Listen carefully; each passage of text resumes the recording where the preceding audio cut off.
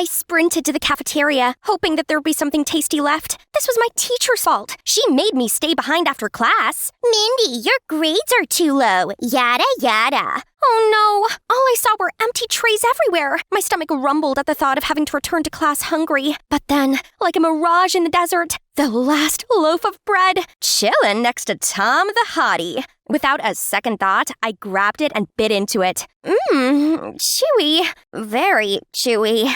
Then suddenly, everyone burst out laughing. That's when it hit me. There was no bread. I was munching on Tom's ballet shoes.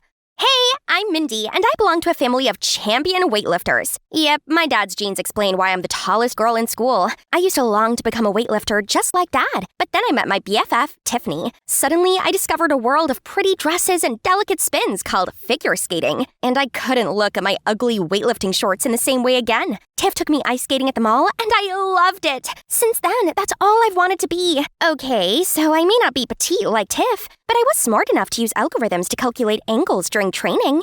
Tiff and I both got scholarships into this amazing sports-focused high school, and yeah, that's when the trouble started. It didn't matter what cute outfits I wore or how normal I tried to be. Being a giraffe made me stand out, and being with pretty, petite Tiff made it worse. The only ones who didn't ignore me were the weightlifting team, but that's only because my dad was their coach. Then, to make things even worse, my clumsiness and appetite of an elephant accidentally got me on Tom's bad side. This was bad, as almost every girl and guy in this place was obsessed with him. Ever since then, no one took me seriously, and trying to avoid my dad so he didn't lecture me on giving up skating for weightlifting was tiring. I was in the changing rooms when Tiff came over. Oh, I forgot it was the annual health check day today. I shouldn't have eaten that muffin earlier. Oh, no, I forgot about that too. No way could I have my weight published for the entire school to see. I'd be nicknamed Mindy the Massive. So when no one was looking, I sneaked out of there. But trying to find a hiding spot big enough for this oversized body isn't easy. The janitor's closet. But as I hurried toward it, I bumped into Tom. Have you ever heard of ladies first? You call yourself a lady? Fine, lady. Let me have this. In exchange, I have this very yummy snack for you. What snack? This bread. How dare you! At that moment, the door suddenly swung open, and the janitor yelled at us to stop kissing? What?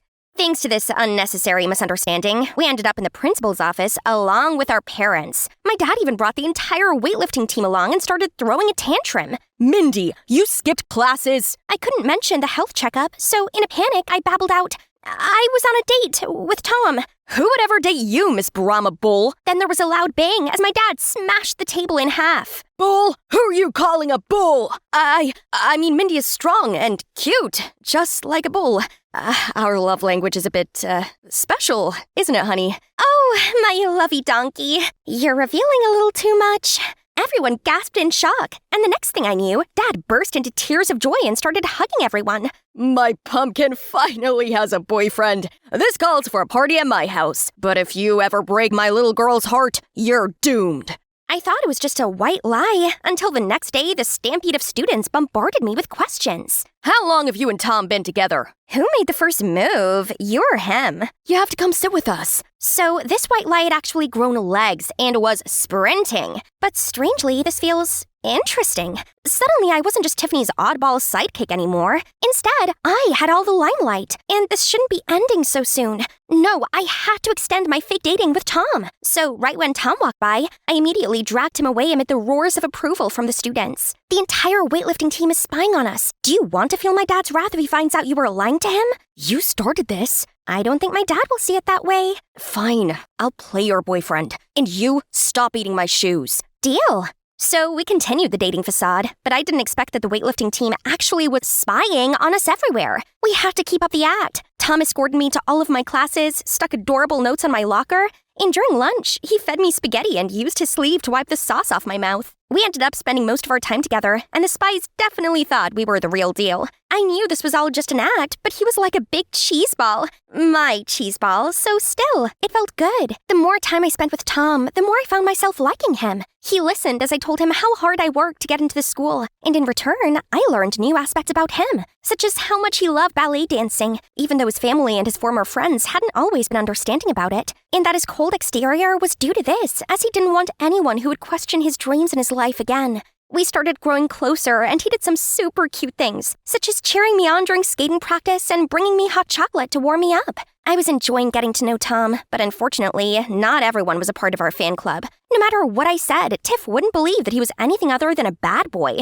She would send me endless texts just to force me to choose between Tom and her. I knew ever since Tom appeared, I spent less time with her, but she was being too much. To top it off, she even lied about being injured during practice to ruin my date. I gave Tiff the cold shoulder after that. She needed to reflect on her actions. One day I was sorting out my locker when Rachel, one of the most popular girls in our team, aka Tiff's rival, approached me and asked me to join her group. But what about Tiff? Tiff always told me that Rachel's no good, and what's wrong? Do you have to ask for Tiffany's permission before befriending someone? Or what? Aren't you more famous than she is? Right! I need to stop being seen as her sidekick. I have my own choice, my own friends. So I agreed to join Rachel's group. And I gotta admit, it's pretty sweet being with a popular clique. And on the other hand, dating the cutest boy. Spending all this time with Tom made me realize something. I had feelings for him. Real feelings. Pretty soon I found I couldn't help but babble about Tom all the time to Rachel. Oh, honey, you're so cute. But I don't think you should keep seeing that guy. Huh? Why? Okay, I see. Now you're acting like Tiff too. No, I mean, there's a rumor that he's dating someone behind your back. Tiff. I saw them looking cozy together. What? No way! But Tiff did seem jealous, and she did ruin my date with Tom, so maybe there was some truth to this. Rachel's words were bugging me, so after school, I went to Tiff's house to ask her about it. That's when I saw Tiff crying in Tom's arms. Rachel was right. Tiff and Tom were together. I left before either of them saw me. Sobbing, I texted Tom ending our fake relationship and blocked both numbers.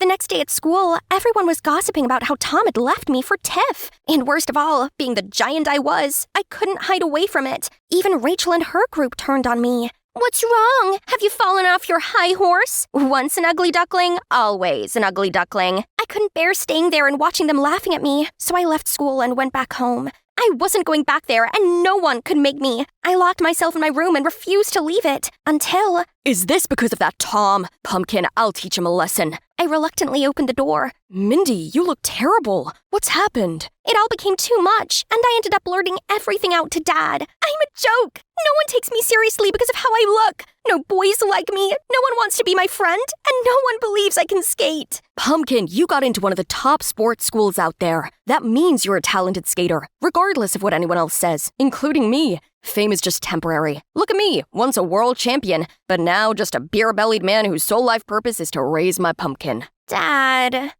All right, you're too strong to let these dummies knock you down. Got it? Dad was right. I couldn't give up on my dreams because of other people's opinions. So, the next day I returned to school and ignored all the gops and jibes. On seeing Tom and Tiff together, I stared over them and carried on walking. This was the first step in cutting toxic people out of my life and learning to love myself. Which is why, when the teacher asked for volunteers for the skating competition, as Tiff put up her hand, so did I. We all know you only did that so you can face off Tiff. They could think what they wanted. I wasn't backing down. Then my phone beeped. It was a message from Rachel asking me to meet her outside. As soon as I reached her, she started asking me all these questions, as if she cared. Suddenly worried for me? Where's your sarcastic smirk? I'm sorry for the other day. Everyone was staring at me, so I had to play along with them. Trust me, I would never look down on you. Okay, I didn't expect this. Anyway, this is Alex. I don't want you to be the only one without a skating partner, so I found him for you. Forgive me? She seemed so genuine that I couldn't not believe her. I was once in her place, scared of the judgment and peer pressure, so I knew how it felt. Maybe Rachel did mean well. Besides, I'd already lost Tiff as a friend. I didn't want to be alone. I arrived home to find Tiff already waiting for me. Why are you being besties with Rachel? She ridiculed you in front of everyone. You've changed, Mindy. Do you want me to be the same and be picked on forever? And you're not a great friend either. You just want me to live in your shadow and witness how happy you are with your new boyfriend. What about you? You left me too. I felt stunned. How could she be that upset when she was the one who now had Tom? When I'd calmed down, I thought back to what Tiff had said and wondered if I really had changed. Tiff was always there for me, regardless of what I looked like, but I didn't tell her Tom and I weren't for real, as I guess it made me feel superior. I joined Rachel's group without considering how bad it would make Tiff feel. I realized that I had an inferiority complex toward my own best friend. On the day of the competition, I went to talk to Tiff, but I couldn't find her. I smashed my routine with Alex, but during Tiff's turn, I noticed that something seemed wrong. Then during her spin, I saw her lose her balance and thud! She fell hard and was rushed to the hospital. I rushed over to accompany her there, but Rachel stopped me. Why did you do that with her skates? Was that the reason why you told me to keep it a secret about you sneaking into Tiffany's waiting room? I tried to explain that I didn't do anything, but then the judge announced the results. Because of Tiff's mishap, I'd scored enough to land the last spot in the final round. I won't work with someone who uses tricks to win. Giant girl, you're on your own. Everyone started to groan at me, and I began to panic. Why does no one want to believe me? The final round was around the corner, but I couldn't stop worrying. As I stepped onto the ice, I spotted Alex smirking while standing next to Rachel and realized they'd played me. I stood there as still as a statue and too frightened to skate alone. Then the crowd fell silent, and I saw someone wobbly approaching me. Tom! The rumors about me and Tiff aren't true. Mindy, I like you. So, how about it, bull girl?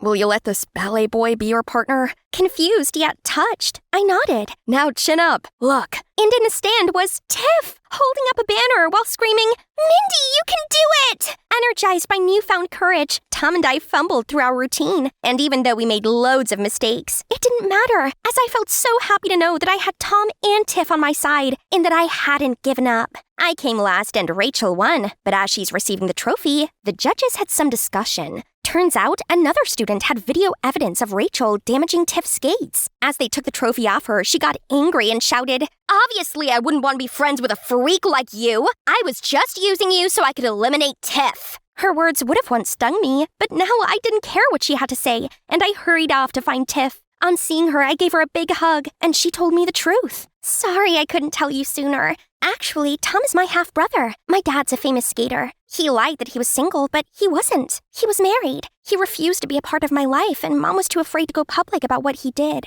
She struggled with no financial help from him. I resented my dad and presumed Tom would be just like him. I never told you this, as I was embarrassed, but turns out you're right. Tom is actually a great guy. Oh, wow, now everything made sense. All these secrets had led to all this confusion, so we promised never to keep anything from each other again.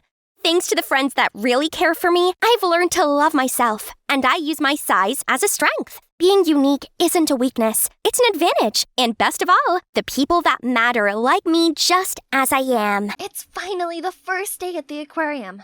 And to say I'm nervous is an understatement. Stay calm, you can do this. You're Ariel, not Naira. I'm headstrong, spirited, and... Okay, let's get into character. Bright smile, check. Friendly manner, check. Ariel's accent, check. I was a dazzling mermaid and even let the little kids stick their stickers on my fishtail while I answered a bazillion questions about Atlantica and my Prince Eric. The last visitor was the sweetest little girl who handed me a collectible box of cutlery as a gift. Oh my, such a lovely comb, but it looks rare. Are you sure your guardians would agree to this? Of course. My brother always says yes to me. The little girl signaled someone in the crowd to come over, and it was Arson? As in the cutest boy from school? Naira? Oh my god, your take on Ariel is spot on. I didn't know there was a side of you. What are you talking about? I know not of this, Naira. Feeling the panic rise in me, I lifted my fishtail costume and ran with my 2 feet as all the kids stared in shock. I'd never wanted to disappoint those kids, but I had the biggest crush on Arson, and no way had I expected him to be there and see me like this. At school, I was a loser, a nobody. Yet, when I was acting, I felt invincible. At least, I did until my timid, introverted side got in the way of my performing dreams. That day, our drama club mentor announced our school play this year would be Legally Blonde. I loved that movie so much, and I already knew all the lines. I couldn't let this opportunity pass me by, so when the mentor asked who wanted to audition as the lead, Elle Woods, I took all the courage and raised my hand. The whole room fell silent and suddenly burst into laughter. Oh, please, how could a loser like you play the glamorous Elle Woods? Worst of all, the mentor agreed with her and said that I might be better suited for the nail lady role. And then she said the lead should go to someone who's outgoing and influential, like Eliza. What? Eliza's got the emotional range of a teaspoon. I'd gotta get this role. So I waited until the end of the meeting and then spoke to the mentor in private. I'm sorry, but I can't cast an Elle Woods with stage fright. Naira, I'll consider giving you the role, but only if you can prove to me that you can do this without your fear getting the better of you. So, try practicing by going out in public and interacting with strangers. Get yourself comfortable in front of a crowd. Can you do that? Feeling determined, I went to look for some kind of social experiment right away. And that's why I applied for this job at the aquarium. But I never thought anyone from class would show up. Least of all, Arson. He even caught up with me at school the next day, insisting he saw me at the aquarium. And typical me, being all fidgety and shy, I blurted out, maybe you mistook me for my twin sister, Cora. Oh, in that case then, can I get her number? Or can you, arrange for me to go on a date with her? The way she glowed with confidence was amazing. Wow, I didn't expect him to be that into my acting. How ironic. Wait, what if I continue to play Cora and go on a date with him? I could practice my acting as this unapologetically outgoing girl while spending time with him? Tempting, right? Okay, wait at the book cafe near school on Sunday, 3 p.m. I'll tell Cora about it. I'd been preparing for this date the whole week. After watching multiple tutorials on YouTube, I was finally able to put together this bold look. All that's left to do was to wear Cora's self-confidence to match it. So I did a Bella Hadid runway strut into the cafe, straight past the gawping onlookers and over to Arson's seat, and interrupted him from his reading. Hi, is that a Rick Riordan's book? Yeah, Heroes of Olympus. Are you a fan of Riordan too? Are you kidding me? I've read all of his works. Yes, Breaking the Ice, success. We connected over our shared love of fantasy novels and other nerdy things. I didn't want the date to ever end, so I invited him along to a secret place of mine. I covered his eyes until we got there. Being the cute guy he was, he went along with it, even though he looked unsure about what was happening.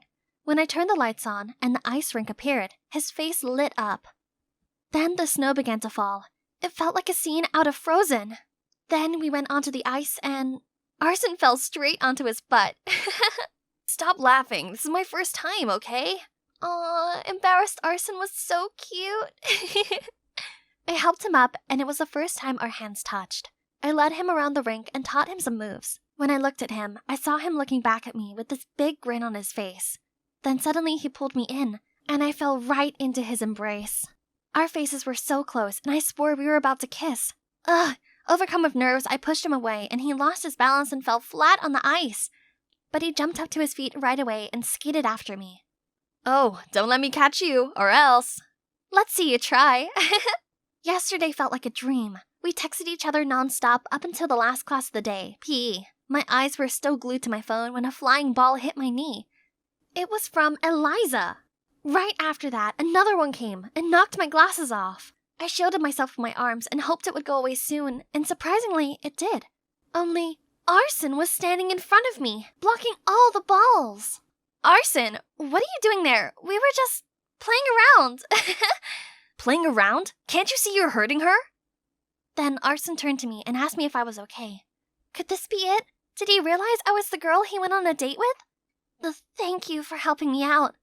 You're my friend, and also Cora's sister, so I've got to look out for you, right? Oh, he didn't recognize me. That meant my acting was flawless, right? Then why did I feel so uneasy about it? As uncomfortable as I felt about the situation, I also liked Arson way too much to stop it.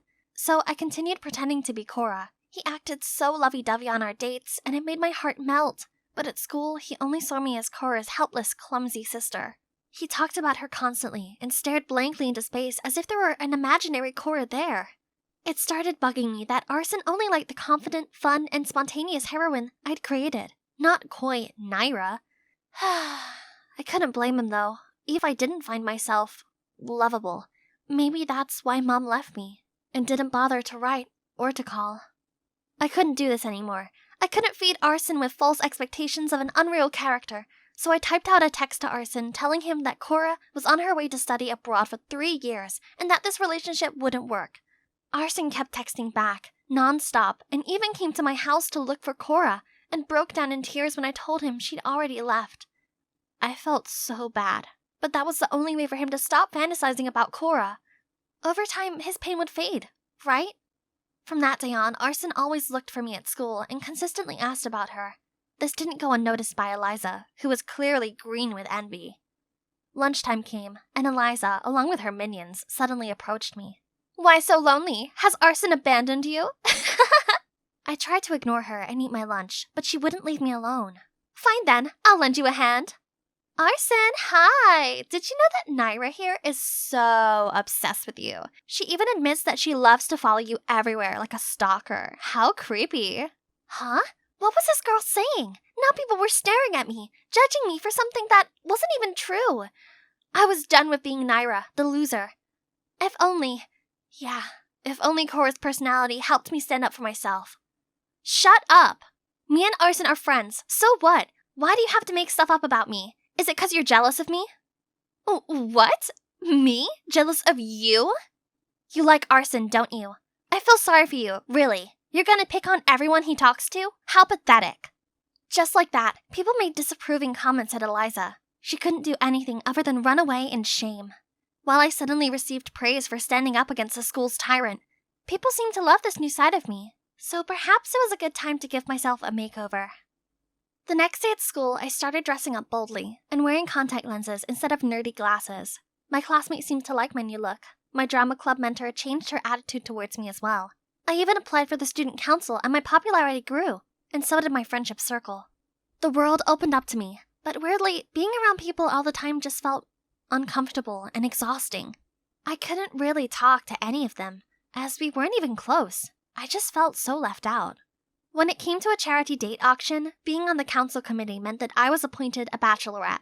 That meant everyone joining this event would bid to take me on a date, and that bidding money would go to the school's fund to build a new cafeteria. That's how I ended up here, on stage at the auction. I tried my best to act cool, to raise as much money as possible. The boys kept cheering for me, trying to show their charms, and I tried to flirt back by talking nonsense and winking at them. Once the bidding started, chaos commenced as people kept raising their paddle numbers. 40. 60. 80. It suddenly came to me that I didn't want to go on dates with any of these guys. I didn't know them at all. And just then, Arson shouted from the back. 500. 500 going once, going twice, and sold. Arson jumped on stage, grabbed my hand, and dragged me out of there. He led me to the garden, and then he started asking me tons of questions. What is it with you lately? It's as if you're someone else. No way. I'm just the same old Naira. Tell me the truth. Are you... Cora? You switched places with your sister to protect her, right? Oh, Cora, I've missed you so much. After all this time, he was still in love with Cora? Even now when I changed myself, he still didn't see me as Naira? Arson, I can't. And then I just ran out of there. After a night of crying myself to sleep, I was back at school and found myself summoned to the principal's office with a smirking Eliza. There she showed the principal a video recording of my conversation with Arson last night, which was proof that someone else had been replacing me at school. If this was true, I could be expelled. Oh no! Panic! I blurted out a lie that I had bipolar and that sometimes I switched to the other persona and acted up.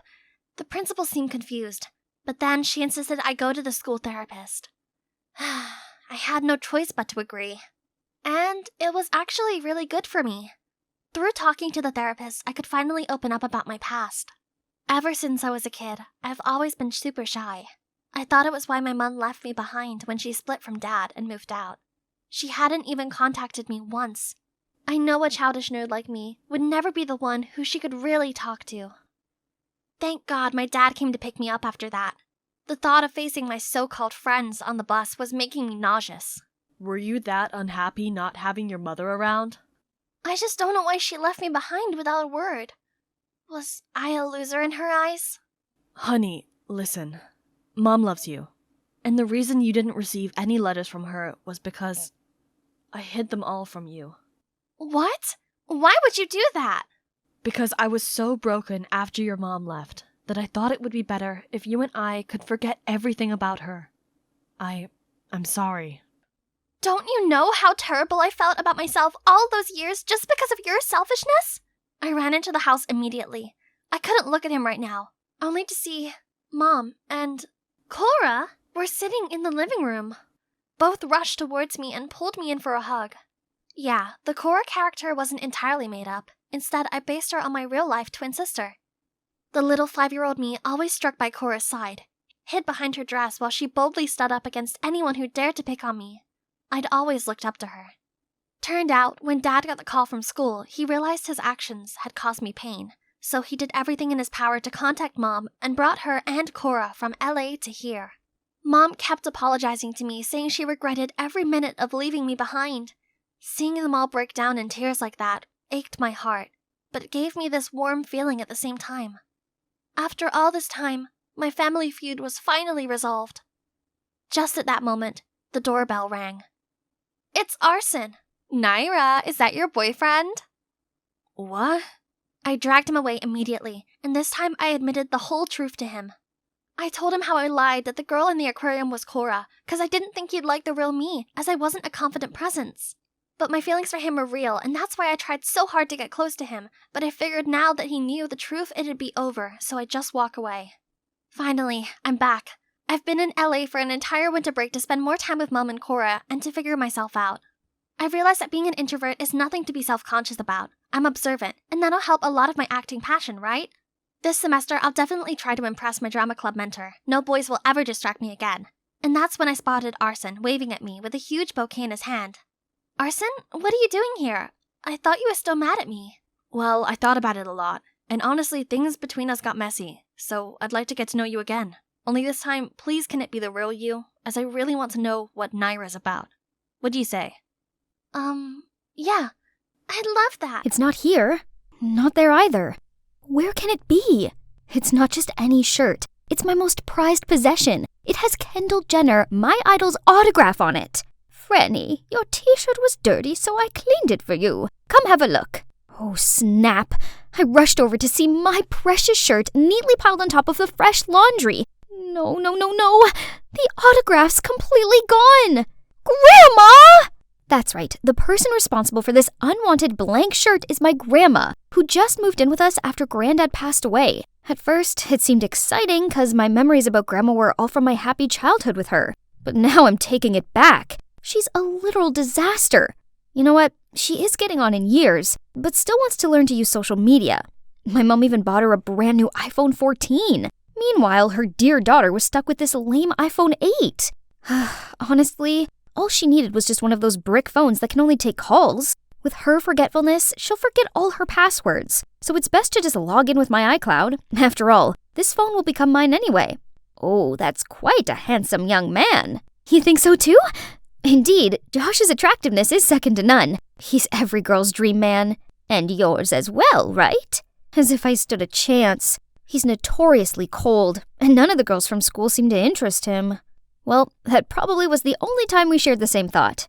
Otherwise, we're always arguing about all kinds of things, especially the way I dress. She didn't even bother asking me before sewing up all my favorite ripped jeans and then left a dress that she'd made on my bed with a note. This adorable dress will suit you much better. I used to love her handmade dresses when I was 5, but who even wears anything like this these days?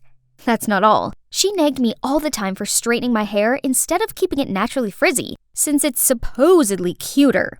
And guess what? It's actually her who I'd inherited my natural hair from. Bet she didn't know it was the reason I had to grow up with my classmates saying stuff like, "You're actually quite pretty, but it's a shame about the hair." And, "How come you don't have straight hair like your parents? Are you adopted?" Those hurtful words made me hate my hair with a passion and wish for beautiful, smooth, straight hair, like Kendall Jenner's. So of course, I'll keep straightening it every day, no matter what Grandma says. Thankfully, those complaints will finally come to an end tomorrow, as I'm going back to school after summer break. Yay! Huh? What's everyone buzzing about? At that moment, the teacher walked in and announced that our class will have a very special new student. And then a very familiar figure entered my class. It was my grandma? What on earth? Did she get lost on her way to bingo or what? How humiliating. Maybe if I stayed deadly still, she wouldn't spot me, and no one would know it was my granny. Oh, my sweetie pie, you forgot your orange juice. All eyes were on me. Good grief. Someone help me disappear from this planet, please. After class, I had to sneak out as fast as I could to avoid having lunch with my grandma. But my best friend Lloyd wouldn't quit teasing me. Suddenly, I heard someone laughing loudly across the room. Grandma? But who is she sitting with? Wow, Jose has quite a peculiar taste in women. He ignores every single girl in this school, but is now completely smitten over your granny. Jeez, why is she bothering him? Jose must have felt uncomfortable.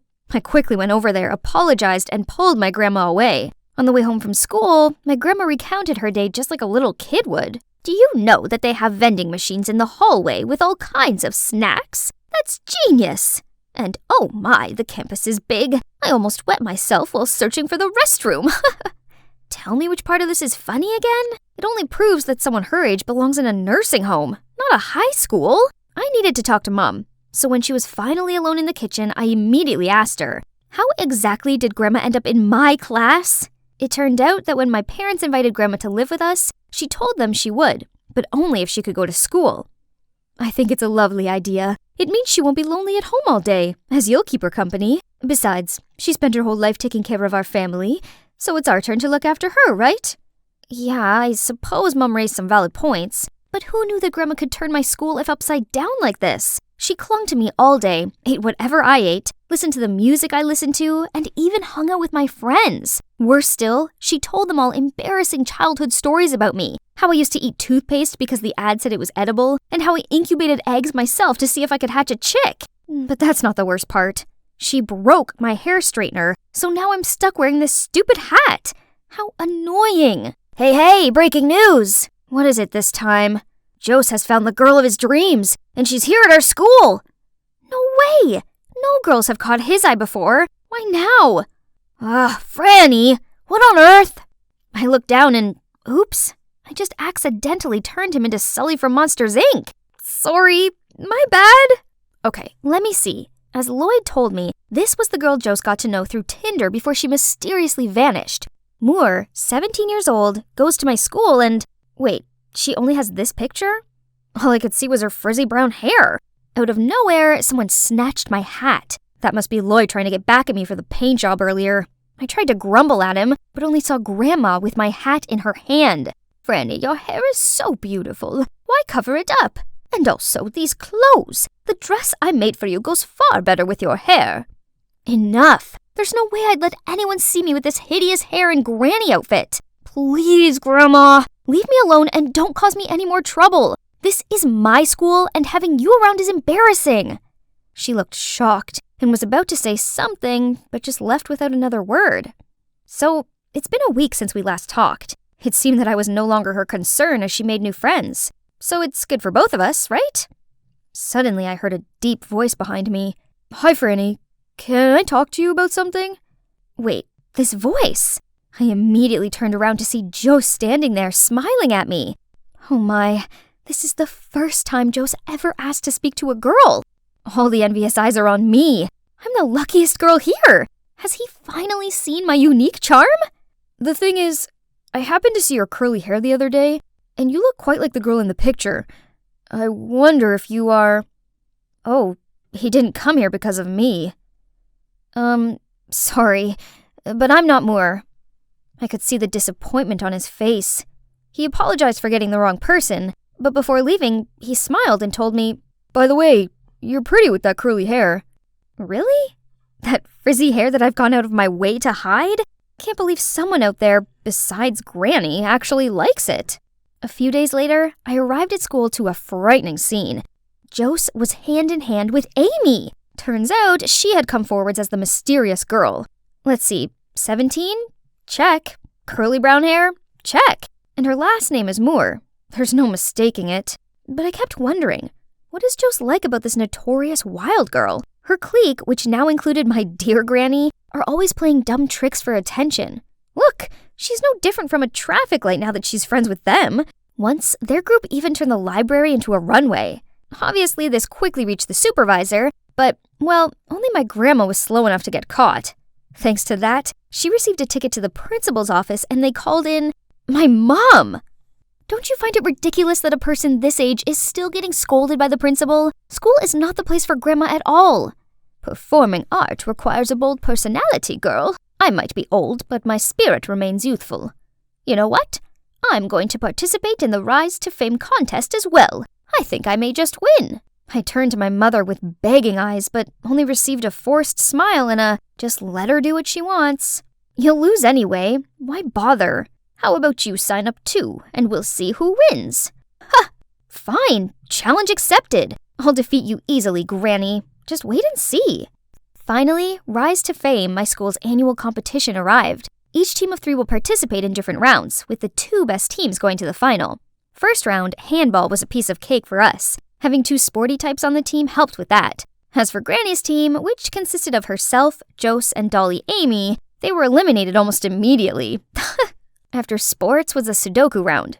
Each team will compete against one another. Whoever solves the puzzle first wins, which should be a breeze because I used to spend rain-filled afternoons playing this game with Granny as a kid. On the other hand, Amy was complaining to the organizing committee that this round was a joke, since Sudoku was so outdated. The more she talked, the more it showed that she's terrible at math and numbers. So it'll be like taking candy from a baby, right? But I forgot Granny was on their team, and unexpectedly, Jose was also very quick-witted. It didn't take them long to solve such a difficult puzzle. Seeing them hugging and celebrating pissed me off. Losing to them by a mere second was the real stinger. Focus, Franny. We had to beat them in the countries and histories round to win. Just a few more minutes till the final round. I was about to leave the waiting room when suddenly I heard a ding coming from this phone left on the chair. It's Grandma's phone. But wait, she knows how to use Tinder? Curious, I opened it and on the screen were all the messages from Jose and the mysterious Moore. Why does Grandma have this account? And why is Jose convinced Amy isn't who he's looking for? I immediately went to look for my grandma and found her in the corner of the stage wing. But as I approached her, she pulled my hand in and signaled for me to keep silent. I thought you let that annoying old hag join the team as a joke. Who knew she'd be so helpful? You'll win easily. Yeah, right? I even heard that history is her strength. I just need her to finish this last round, then I'll kick her out in a heartbeat. The whole group burst out laughing. I nervously turned to look at Granny, but she didn't show any sign of anger. So what will my grandma do next, you ask? As soon as the final round began, she stood up, took the mic, and announced, I want to withdraw from the competition because I will never let 2-faced people get the better of me. After that, she left, and the whole audience started to make a fuss, while Amy's face turned pale. However, the real shocker was when Jose also came on stage. Me too. I don't want to be in a team with a liar. Then he walked away as Amy chased after him. The audience buzzed, and the organizers announced that this meant our team had automatically won the competition. I rushed home right after the awards ceremony to find Grandma ruminating in the garden. I quietly sat down next to her and put my hand on her shoulder to console her. She looked at me, gently smiled, and started telling me stories I'd never heard before. I discovered that she fell pregnant at 16 and dropped out of school. Her friends weren't very nice to her, so she'd never resumed her education. So now she had time, she decided to go back to school to experience her lost youth. That's why, Franny, you should never let others' mean words get to you. Cherish what you have, because there are still people who love that side of you. What she said was really touching, and it reminded me of Jose's compliments on my hair. Granny, so what about the Tinder account? Oh, I know you really like Jose, so I created an account to learn more about him so I could help you. Turns out, that profile picture was Grandma when she was younger, hence the similarity to me, and Moore actually was her maiden name. I hugged her and profusely apologized for my poor behavior. She gently patted my head, smiled, and said she'd take me to a secret spot. The next day, I returned to my naturally frizzy hair and put on the dress Granny gave me. It wasn't trendy, but it fit me perfectly, and weirdly, I felt kinda confident wearing it. My grandma and I happily walked into a book cafe when I spotted Jose. I've brought the person you're looking for here.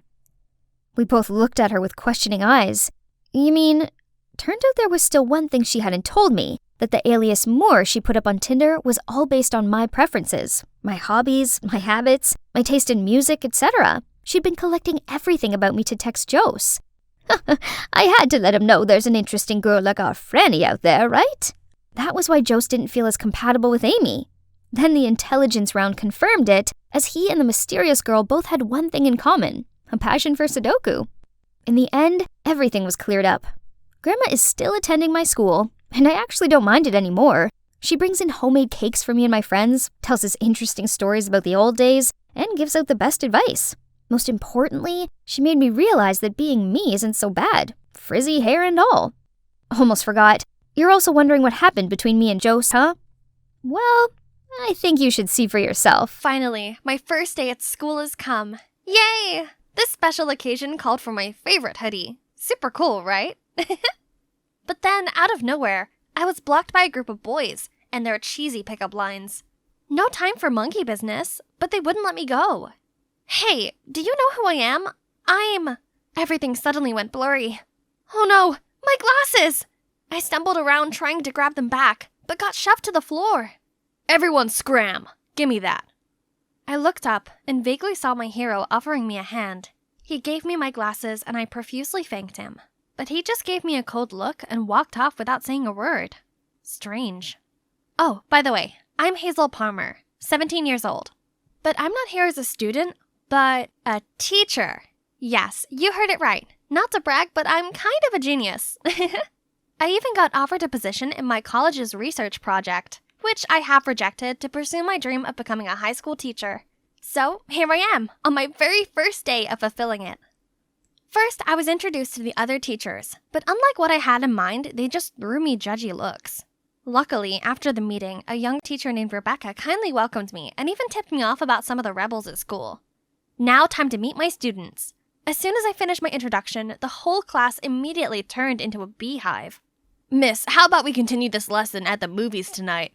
Mullet, pierced nose. This guy must be the notorious Lucas that Rebecca warned me about. Please, as if you'd date someone who would wear such a goofy hoodie. Yeah, who let a weeaboo teach here? Jeez, I didn't expect this reaction. I tried to restore the silence, but to no avail. Ugh, I'm out of patience. Quiet, or else you'll all get Fs. Thank God it worked. Whew, that'll show them who's in charge. But here comes another problem. No way! There's gotta be someone who's really here to study, right? Okay, who is our class's top student? Ethan! Ah, didn't he help me in the hallway? But it looked like he didn't recognize me. Okay, let's see. Ethan, right? Could you solve this equation? Equation? No, equation. I suppose spelling is a bit hard for a numbers person like you. And the whole class burst into laughter. Jeez, this guy was unbelievable. How about the second best student? Cassie Santiago? That name sounded just like my old classmates. I turned to the corner where an arm reluctantly raised. Oh my, it's her! So good to see a familiar face here. But why is she avoiding me? That afternoon, while walking to my car, I saw Cassie and her friends picking on a girl. Upon seeing me, they immediately ran away, but I managed to catch Cassie. Cassie, since when did you become a mean girl? None of your business. Report me to the principal if you like. Then she strutted away, leaving me standing there confused. Since when had the sweet Cassie ended up on the dark side? Turned out, not long ago, Cassie's father passed away in an accident, leaving her to live with her stepmother. This must left her in so much grief that she put up this cold, reckless facade as a defense mechanism. That's so sad. So, to make Cassie feel included, and also to improve this whole class's performance, I came up with a master plan. More homework, not finished, minus points. And every lesson will come with a gift. A test during recess, and I asked Cassie and Ethan to help the other students. But when I called Cassie to the board, strangely, she couldn't do a simple equation. At first, I thought that it was just her being rebellious, but during the test that day, I noticed her copying Ethan's answers. Does that mean all her A's were from cheating? Not only that, the even shocker thing I found out was that Ethan was her stepbrother. After class, I came to talk to her, but she didn't pay me any attention. Cassie, I know the secret behind your A's. High scores mean nothing when they're not from your own hard work. But out of my business. You're as much my friend as you are a proper teacher. I'd be pleased to tutor you. How about today? See you in the library after school. As if I care. Her words did hurt, but I guess she was just trying to keep her cold image. So I still waited for her, but she never showed up. No matter how much I tried, Cassie ignored me and kept cheating. During the midterm test, she even blatantly snatched Ethan's paper. It's true she's my friend, but I couldn't let it slide any longer, so I dismissed her test. That had to be done. On the same day, while I was in the library searching for materials, I heard familiar voices talking. Ms. Palmer is way too much. She even dismissed Cassie's test today. Can you believe this? Why can't she be understanding like you?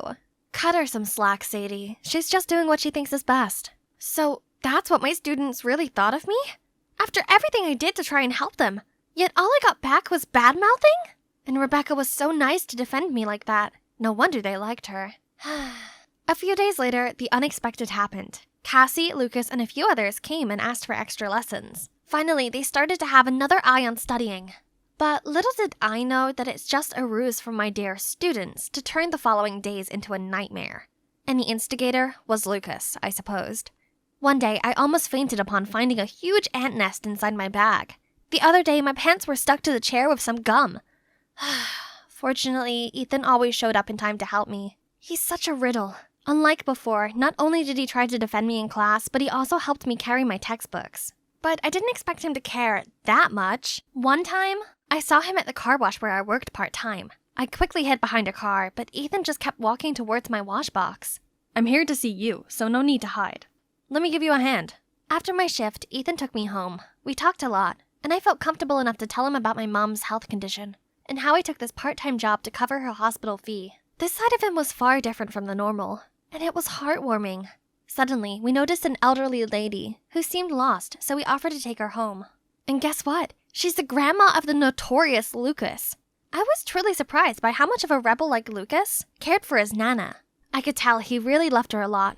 Poor boy. She's the only family he got now. Lucas, I know studying is not your thing, but have you thought about how happy your grandma would be if you at least tried? Since then, Lucas stopped causing me any mischief, and so did the other students. Now they could even do simple math themselves. Baby steps. Seeing my effort finally bore fruit, I set up a parent meeting to report students' progress. Halfway through my presentation, a photo of me cosplaying as Sailor Moon popped up on the screen. Oh my god, why is it here? How dare you let this childish thing teach my kids? Then she stormed off, followed by everyone else. I thought I finally had my students on my side. Turns out I never did. Then came the last straw, my mom's medical test results. I couldn't help but cry, letting all my bottled up emotions out. Then, suddenly, a hand laid on my shoulder. What's wrong? My mom's health turned worse, and she needs an urgent operation. I'm sorry to hear that. It's all gonna be okay. Be strong, Miss Palmer. I appreciated him comforting me, and when I felt a bit better, we decided to leave. But the door was locked from the outside. It must have been a prank from my students. Again! We tried banging the door and screaming for help, but eventually gave up and waited for someone to come. This quiet atmosphere sure does have a way of making people open up, and I got to know about Ethan. Seemed like both of us have problems with our beloved family. What's yours? I have a sister. You know who. That I really adore. But no matter how hard I try, she always builds a wall between us. Oh, wasn't this the first time Ethan talked about his personal life? He always put on a cold and distant mask. But I knew deep down he had his struggles too.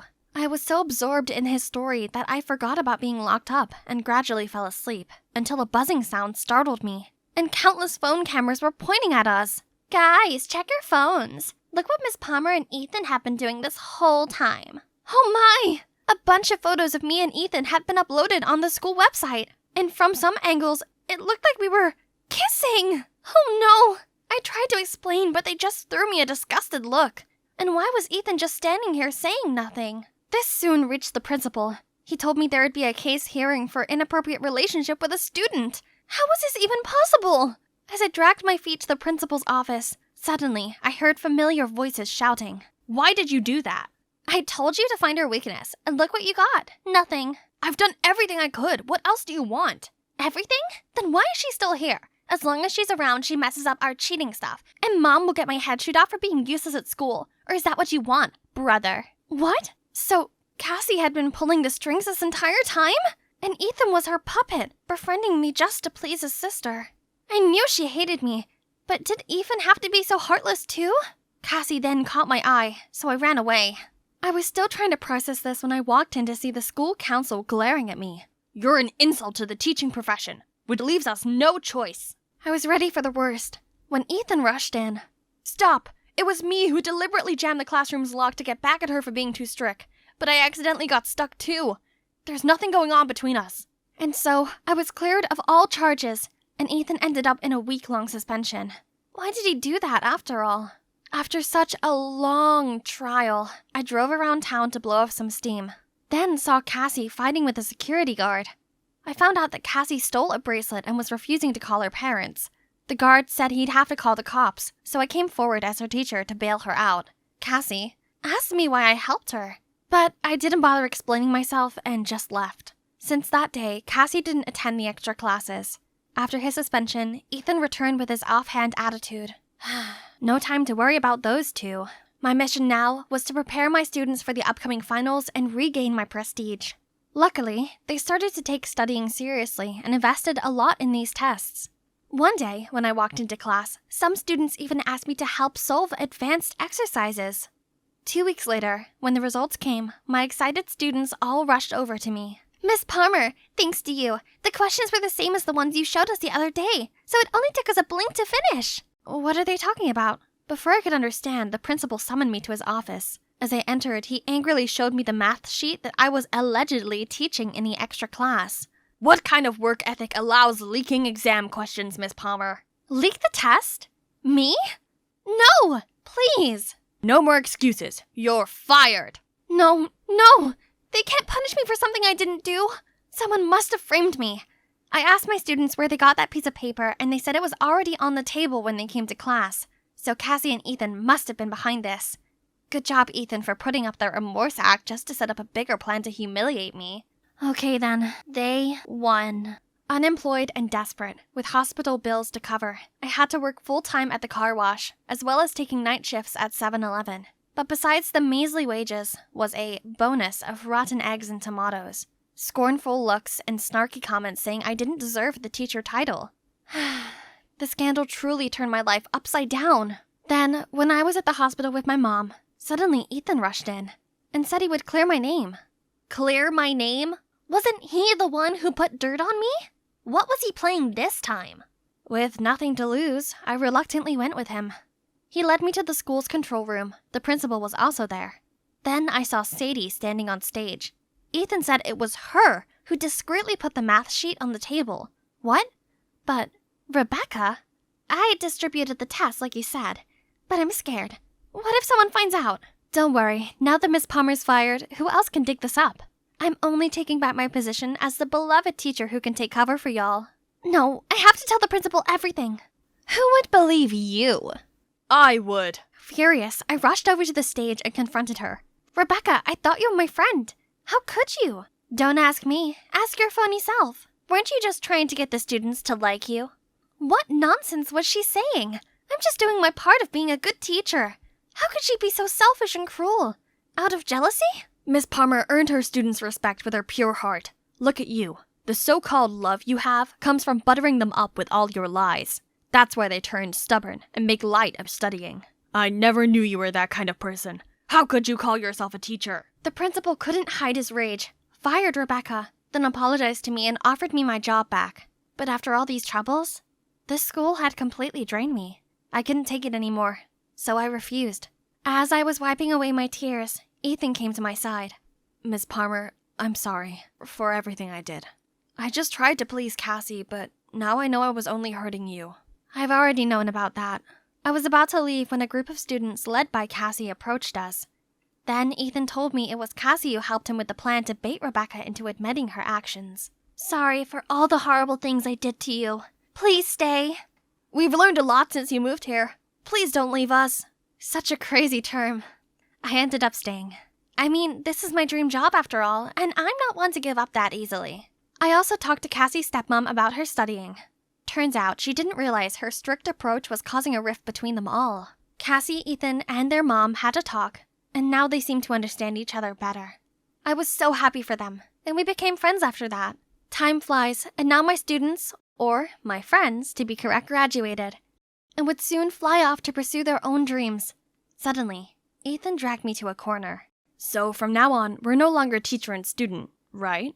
I guess, but could you still teach me? Teach me how to love you. I arrived home in really good spirits after an exciting training session, and my mood took an instant nosedive to see my devious cousin Caitlin holding my diary. Oh wow, so your crush is Leo, the swimming club captain, huh? Give me it back. I wonder if the whole school knows yet. Don't worry, your devoted cousin is here to help. Thanks a lot. But I'll do it myself. Stop poking your big nose in my business. Hey, first, your nose is much bigger than mine. And second, about Leo, whatever. He'll be mine soon. Tit for tat. Payback for stealing my boyfriend. How ridiculous. And so not true. She should blame herself for having terrible taste in men instead. No thanks. I didn't want a player like him either. Hi, I'm Megan, the leader of the school scout club. I'm friendly, fun, and love going on adventures, just like my explorer dad. So of course, girls like Caitlin don't scare me. From day one of my dear cousin moving in with us, it was clear we were never going to get on. I love to run around the garden and learn interesting survival tricks with my dad, while Caitlin can't even stand a speck of dirt. Oh my god! Billions of germs are attacking me! Get me sanitizer! Now! And it didn't help at all that Caitlin's jerk of a boyfriend asked me out right after breaking up with her. Despite my clear disinterest in him, she blamed me. That's when we were officially like Cardi B and Nicki Minaj and the prank wars began. She drew on my face in permanent marker while I slept, stuck gum in my hair, and once she even tried to shave my eyebrows. But who am I, huh? I can beat her with only one move. But now, the stakes have been raised. She's going after Leo. So I need to confess my feelings to him ASAP before Caitlin butts in and ruins it. The perfect opportunity would be the upcoming school field trip for top students, which Caitlin definitely can't join. And there'll be plenty of chances for me to impress Leo. But there's one slight problem. It's by a river. OMG, thinking of it made me want to pee my pants already. I have thalassophobia, which is an intense fear of large bodies of water. Of course, I keep this a secret because no one will take me seriously as a scout leader if they find out about this. However, this is a once-in-a-lifetime deal, and no way can I just sit at home while Caitlin digs her claws into Leo. So, I signed up for the trip, and set up a master plan for it. Baby steps. I mean, literally. I signed up for swimming in a kid-friendly pool. Easy peasy lemon squeezy. Oh, but why are my legs trembling like this? Ha ha. It's not like I've morphed into a jellyfish or something. Look, the pool is turning into the scary ocean ready to swallow me! Help! Suddenly, a boy with a floaty bumped into me. I fell on my butt and my leg touched the water. Something grabbed me. Loch Ness Monster! It's eating me alive! Just then, a kid popped up and started laughing at me. It's okay, Megan. Happy thoughts. Think happy thoughts. Ah, this is much better. But then I felt splashes everywhere. I tried to avoid them but ended up toppling over and fell into the water. Panicking, I spluttered and flailed about. I couldn't care any less about everyone looking at me weirdly anymore and just screamed for dear life. Suddenly, strong arms pulled me out of the water. Then that guy carried me and my face pressed right against his chest. Holy moly, it felt harder than a rock. You all right? Oh, my Superman. I'll be your Lois Lane. Ew. Snot is streaming down your face. Disgusting. Gosh, this is so embarrassing. I got dressed at the speed of light and ran out of there. Hang on. Something isn't right. Hey, missing something? Jesus! This jerk still tried to embarrass me at the last minute? The only good guy in this world is my Leo. As if it's still not enough to call it a day, I came home to see Caitlin watching a scary movie about a giant shark. Sup? Scared of me already? It's not too late to cling onto my leg and beg. Who's scared? This stupid show. It's obviously all CGI. There's no shark in the world that could be that big. And, they're labeled as dangerous, indiscriminate killers that eat anything in sight, but in fact, sharks are most often the victims. Whew. My acting was not so bad, was it? Finally, the field trip participants list was published. Of course, my name was on it, and Leo too. But wait, why is Caitlin here? She's always wrapped up with boys instead of studying, and doesn't even remember the multiplication table. What? Can't accept the fact that I'm a genius too? FYI, I am super quick at math. Really? So what is 356 plus 445? Easy, 234. Huh? That's not even close. But it was quick. See you on the trip. I'll be watching you, sis. The day finally came, and our tour guide is Mike, the best scout in the state. But hold on, why does this guy look familiar? Oh no, that's the guy who saved me at the pool. Scared that he'll expose me, I didn't know what to do but to give him the stupidest smile. To my surprise, he seemed not to remember me at all. Then he asked me to demonstrate the first activity with him, vertical net climbing. It's time for me to shine. Eyes on me, Leo. Gosh, this guy climbed like a monkey, but don't expect me to accept a loss. I was enjoying the victory when Caitlin approached me. Everyone knows that muscle power is only to make up for a tiny brain. Yeah, great shout, Megan. Use all your energy up in one go just so you can show off. Are they cut from the same cloth? Never mind. Leo's looking at me. His eyes are so dreamy. That was even more powerful than 10 cans of monster drinks. Nature hunt, monkey bridge, Tarzan rope, all these challenges didn't make me break into a sweat, and Leo even came to praise me. That's incredible, Megan. How can you do that? Oh, Leo, I only had an apple for breakfast, so now I'm having hypoglycemia or something. I'm so dizzy. OMG! My dear cousin should really get an Oscar nomination for her fake act. I gave my sweetest smile and helped her. Just so when Leo wasn't looking, I tripped her up and she fell face first into a muddy puddle. Leo tried to wipe it off, but ended up turning her into a monkey. Then Mike walked past and said, "Wow, this layer of makeup is a big improvement." His cattish tongue seemed not to leave anyone alone. In the afternoon, I took my free time to wander around and saw a pretty bird. I wonder what it is. That's a red-capped mannequin, very popular in Central American forests. Wow, good knowledge. Thanks for telling me without being asked. They have a signature dance to impress their mates. Any idea? A moonwalk that rivals Michael Jackson's.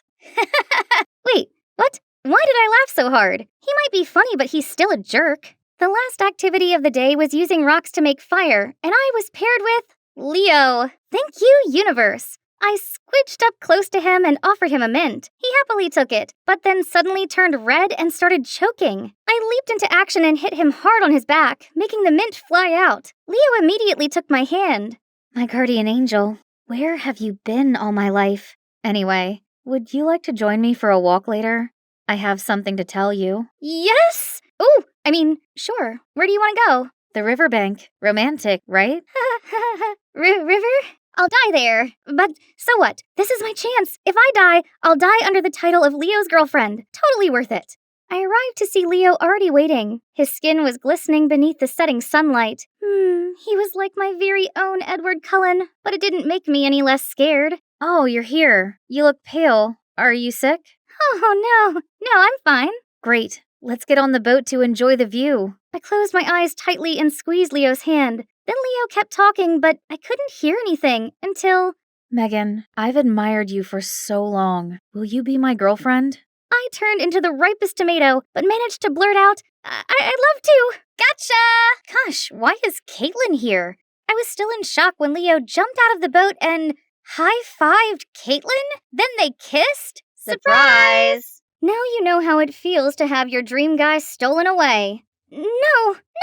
Please! I can't stand it! The water is scaring me! Just enjoy the view, Megan. Where's that fierce girl gone? Your mom told me that you have thalassophobia, but I didn't expect it to be so real. Don't worry, I'll show this to the whole school so they'll come rescue you. Good luck, cousin. Leo and Caitlin walked off holding hands. I stayed as still as I could in the unsteady boat. The world was spinning around me, but I couldn't do anything but cry. Time went by like a decade had passed. Then I felt a pat on my shoulder. Mike stretched out his hand, then swooped me up in his arms and carried me to the lawn nearby. But how did you find me? I saw the video Caitlin just posted, then immediately went to look for you along the riverbank. Is that so? How embarrassing. He kept silent for a while, then said, You might not know this, but I used to be freaked out by heights. My acrophobia is better now, but still. No way! You nailed the climbing challenge earlier. If you want to overcome your fear, then you have to find a way to face it. Be courageous. Don't let it become a weakness for others to laugh at. Then he gave me the sweetest smile, and right at that moment, he looked kinda different to me, more attractive. That night, I shut myself away in my tent while the others gathered around the bonfire. I wasn't ready to face anyone just yet, and my mind was too restless to sleep. The next morning came the boat race. When I arrived, all judging eyes were on me. I was nervous, but soon plucked up my courage and spoke out. Hi, everyone. I'm Megan, and I have thalassophobia. So I can't complete this challenge. I'm embarrassed. Not about my phobia, but about letting myself live in fear of it. I love being a scout leader with all my heart, so I'll try to beat this. Fear is not your enemy, it is your motivation. Then I walked off to cheering and clapping. Back at the tent, I saw Mike waiting for me. That's the spirit. You're really brave and have the qualities of a true adventurer. Even when you're not in the game, you've already won the special prize in my heart. Everything went smoothly after the field trip. Even Caitlin stopped bothering me. She must be busy being lovey-dovey with her new love. Until one day, I saw her arrive home sobbing. What happened? The jerk Leo, he cheated on me with 3 girls at the same time. Excuse me? Why is my life so miserable? I know I can never outsmart you or be as brave, as confident as you, but do I not deserve at least one nice thing? I didn't know Caitlin had this self-deprecating side. Suddenly, I felt sorry for her. She is my cousin after all. Don't cry. I'll help you teach him a lesson. Really? Megan, I'm sorry for letting my jealousy turn me into a monster. Are we good? The next day at school, we stepped into the hallway and heard a horrified scream. It was Leo with his locker full of cockroaches. He freaked out so much that his friend had to catch him before he fell over. Oh, Leo, I am just warming up. I gathered my classmates and showed them the extra special gift I'd prepared for him. Hello, everyone. This time on Name a Cockroach After Your Ex, we have here a gentleman named Leo Whittemore. Happy Valentine's Day, everyone! Everyone burst out laughing, and Leo literally fainted. And now he's known as Leo the Roach. Actually, this was all Mike's idea, so we can both retaliate against Leo and donate to the Cry Me a Cockroach Wildlife Fund. And back to me. To make things right, I decided to go back to where I started. I realized nothing is impossible when you believe in yourself, and when you have a perfect companion to give you the gentle nudge you need. Augustine and I almost took down this fake Roblox plushie smuggling empire when the gang leader suddenly turned vigilant and ordered his members to arm lock us. Pablo, you got it all wrong. We're here to make a business deal. You don't fool me, you sneaky little rats. Think you can catch me? I am invincible! Mwahahaha! Suddenly, there was a knock on the door. Pizza's here. Please take your order. Did any of you morons order pizza? Sorry, boss. I did. I was starving. Please could I have a bite quickly before executing these snakes? Go get the door, you Dumbo. You, hands over your head. Pablo then came, hide behind the door, as it opened, and standing there was Jane. Hi, lunchtime. Jane then pulled up her skirt slowly, revealing her stocking. While the gang were dumbfounded, Augustine quickly restrained the gang member, while Jane slammed the door onto Pablo. And me? I stomped onto the guy's foot, elbowed him in the face, and pinned him on the ground. Phew. All hail Queen Jane. Hi, my name is Naomi, a special agent, and these are my partners, Augustine and Jane.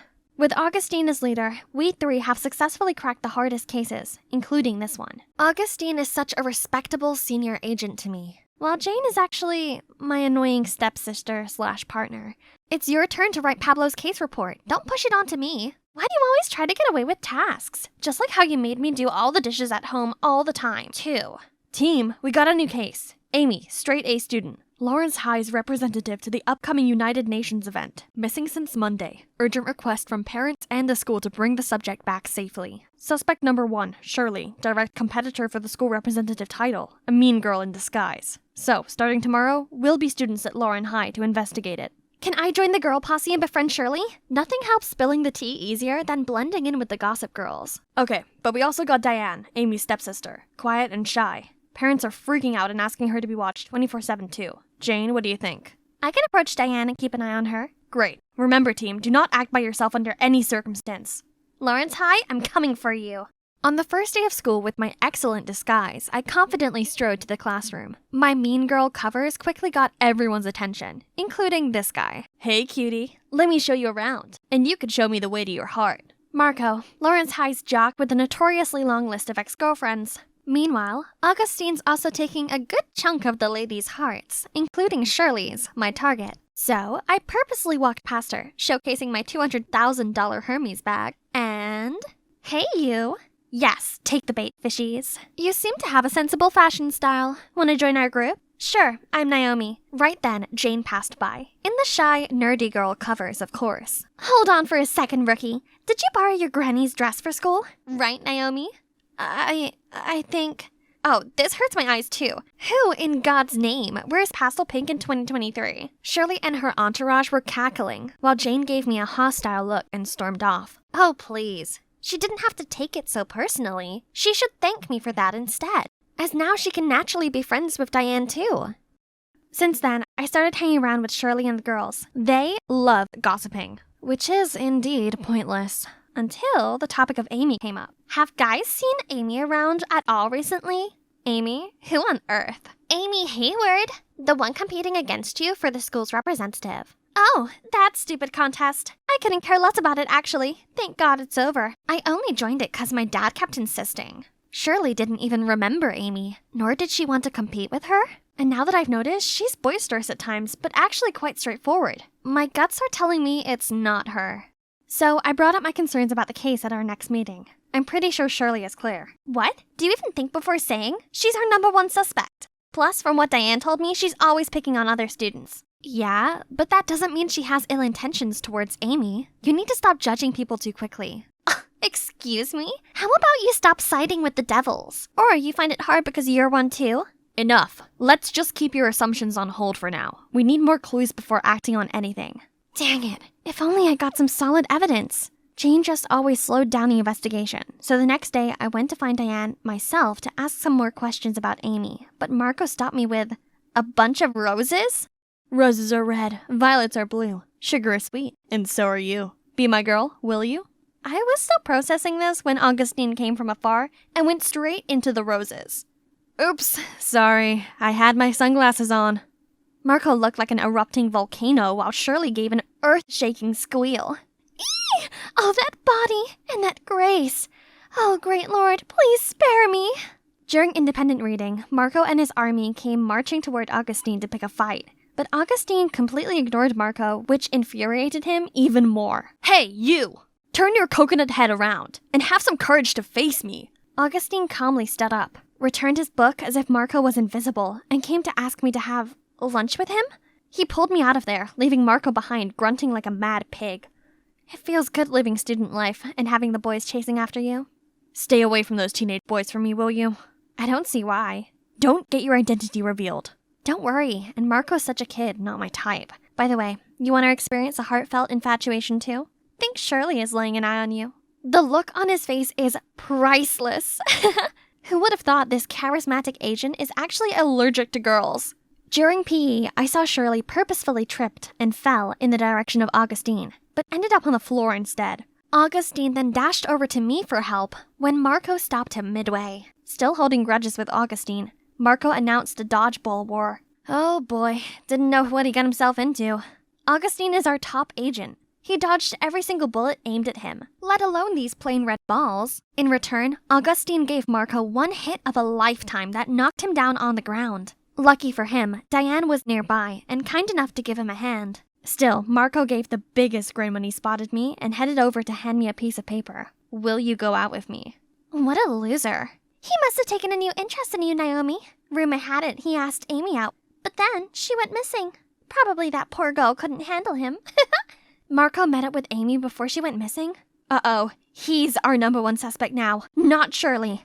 I eagerly updated Augustine and Marco. I have a feeling Marco knows something about the case that might lead us to Amy. I was thinking I could pretend to go on a date with him. That's too dangerous. What if he's behind it all? You might get into trouble, Naomi. No worries, he seems really into me. He asked Amy out and she went missing right after. Who knows what could happen to you? But he's the only lead we have now. Shirley is already out of the picture and I know how to protect myself if anything happens. Please? And yes! The time has come for me to end this case.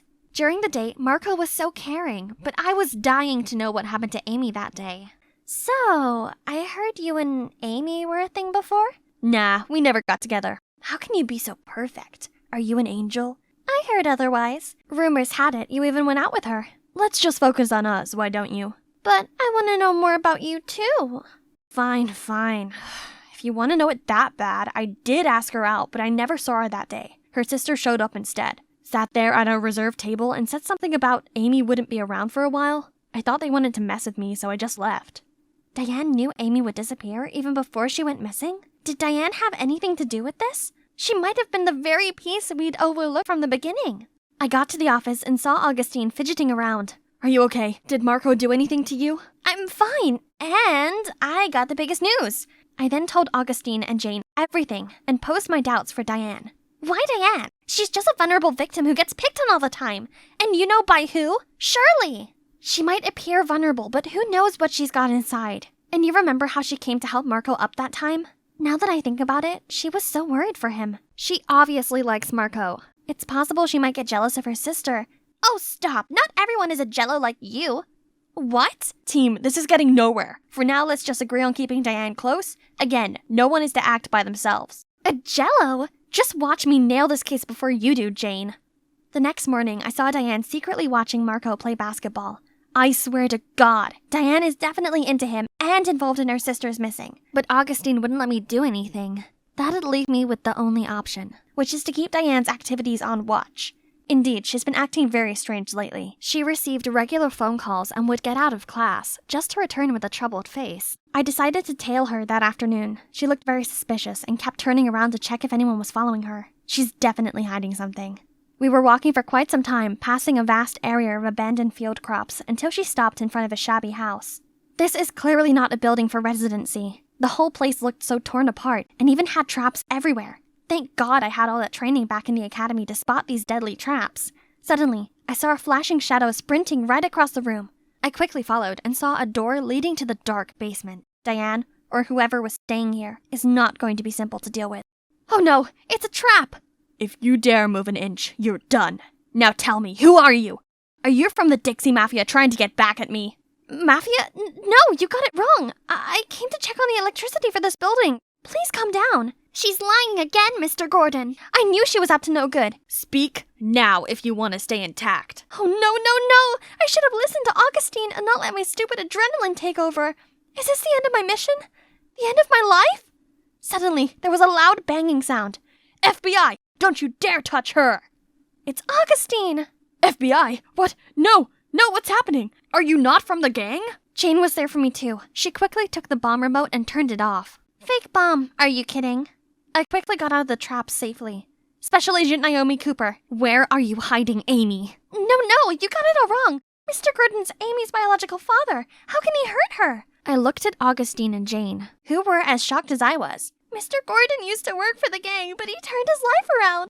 That's why he thought you were the old gang coming at him for revenge. Not long ago, he contracted a serious illness that needs a kidney transplant, and Amy is the only relative he's got left. You're telling me Amy agreed to give him a kidney? Then why are you here in the dark? Why hide?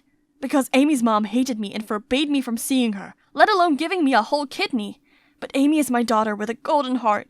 Even though I didn't want to, she insisted on giving me a kidney so I could live on. If Mom knew about it, she would never agree. That's why Amy had to run away to have the transplant done with Mr. Gordon. Where is she now? Resting in that room. Don't worry, Mr. Gordon has been taking well care of her. Meanwhile, I helped bring them food and necessities. I quickly kicked the door open and saw Amy lying on the bed. What was all the commotion, Diane? Did you bring Dad some squash? Augustine, Jane, and I saw it through now. We all got it wrong this whole time. The next day, we went to find Amy's mother and had a talk with her. She was shocked at first, but after knowing everything, she realized how wrong it was to separate father and daughter. She was so touched by her daughter's precious heart and agreed to let Amy come visit Mr. Gordon from now on. Looking at the sisters makes me think about my own sis. I'm sorry. We gave each other a tight hug. We are sisters too in the end. Well, case closed. Let's go for some grand celebration, shall we? Actually, I have a date now. Why don't you take Naomi with you? Then she just left us there, cheeky Jane. I'm so relieved you're okay, Naomi, because if anything happens to you... Yeah, Augustine? If anything happens, I would die for you. The rich socialites chilling in their family luxury resort was a sight to behold. Grayson Andrews, the heir of the giant Andrews Corporation, who was just back from his Europe tour, and his sister Veronica was the notorious I want it, I get it girl. Ahem, this orange is oversweet. But, miss, this is fresh orange with no added sugar. Whatever, add some salt or anything. Immediately. And bring me a sandwich with the beluga caviar here too. Yes, miss. You've become some grumpy old lady recently, Ronnie. Right at that moment, their dad hurriedly walked in, looking urgent. Kids, I have something serious to tell you. Do you remember our resort in Vietnam that got backlash last month? Is this the case where people were blaming us for harming the environment? It's just some employee's reckless act, and we already cleared it out, right, Dad? That's right. But I've just got the report that the inspectors got involved, and the resort's suffering a great loss. I couldn't see it keep sliding like that. So, I've been thinking of sending you to Vietnam to take care of this. Dad, you can count on me! Vietnam, isn't it? That's where an idea came to Veronica. Dad, let me go with Grayson. I could be helpful. Her dad was considering it for a while, and then agreed. Oh, Vietnam. It's been a hot minute. Of course, I have my own reason to be here again. And this is my reason. It all started back 4 years ago when Veronica's family gathered at Nam Family's resort on Lunar New Year, Tet holiday. Wow, my friend, see what you're building. You're right. I bet everyone would love this. Honey, this resort is surely profitable with this design and location. If only we could own one like this. Meanwhile, 14-year-old Veronica was totally mesmerized by someone else. Right at the moment her eyes caught the sight of Nam, Veronica was sure she met the one. Oh my, is this what people call love at first sight? Look at you. The little kid now grew up into a pretty girl, huh? Here's your lucky money. Instead of lucky money, could you please give me your lucky son? Everyone burst into laughter at her cheekiness, including Nom. I heard Nom is an excellent student at school. We can't waste talent, right? So, I think I'll offer him a scholarship in America. What do you say? A scholarship in the USA? Surely it's a good opportunity for me. He turned to see his parents' reaction, and they all nodded encouragingly. Thank you, Mr. Andrews. I'd do my best to pay back your kindness. But he definitely wasn't the one who enjoyed this the most, as our Veronica's heart was singing with joy, too. So that summer, Nom flew to America with all of the eagerness and excitement about the land of dream. He'd be staying with Mr. Andrews' family for the time being, and enrolled in the same school as Veronica and Grayson. And within the first week at the new school, he already established himself as a genius. It didn't take long for him to top in every single subject, and teachers were satisfied as he was also active in school's activities. Son, I'm so proud of you. Cozy as it seemed, the laughter in a warm family dinner didn't shine on the host's son, Grayson. I'd never heard the proud word from Dad before. Being the heir is not easy, but I tried my best. Why was he always the one outstanding?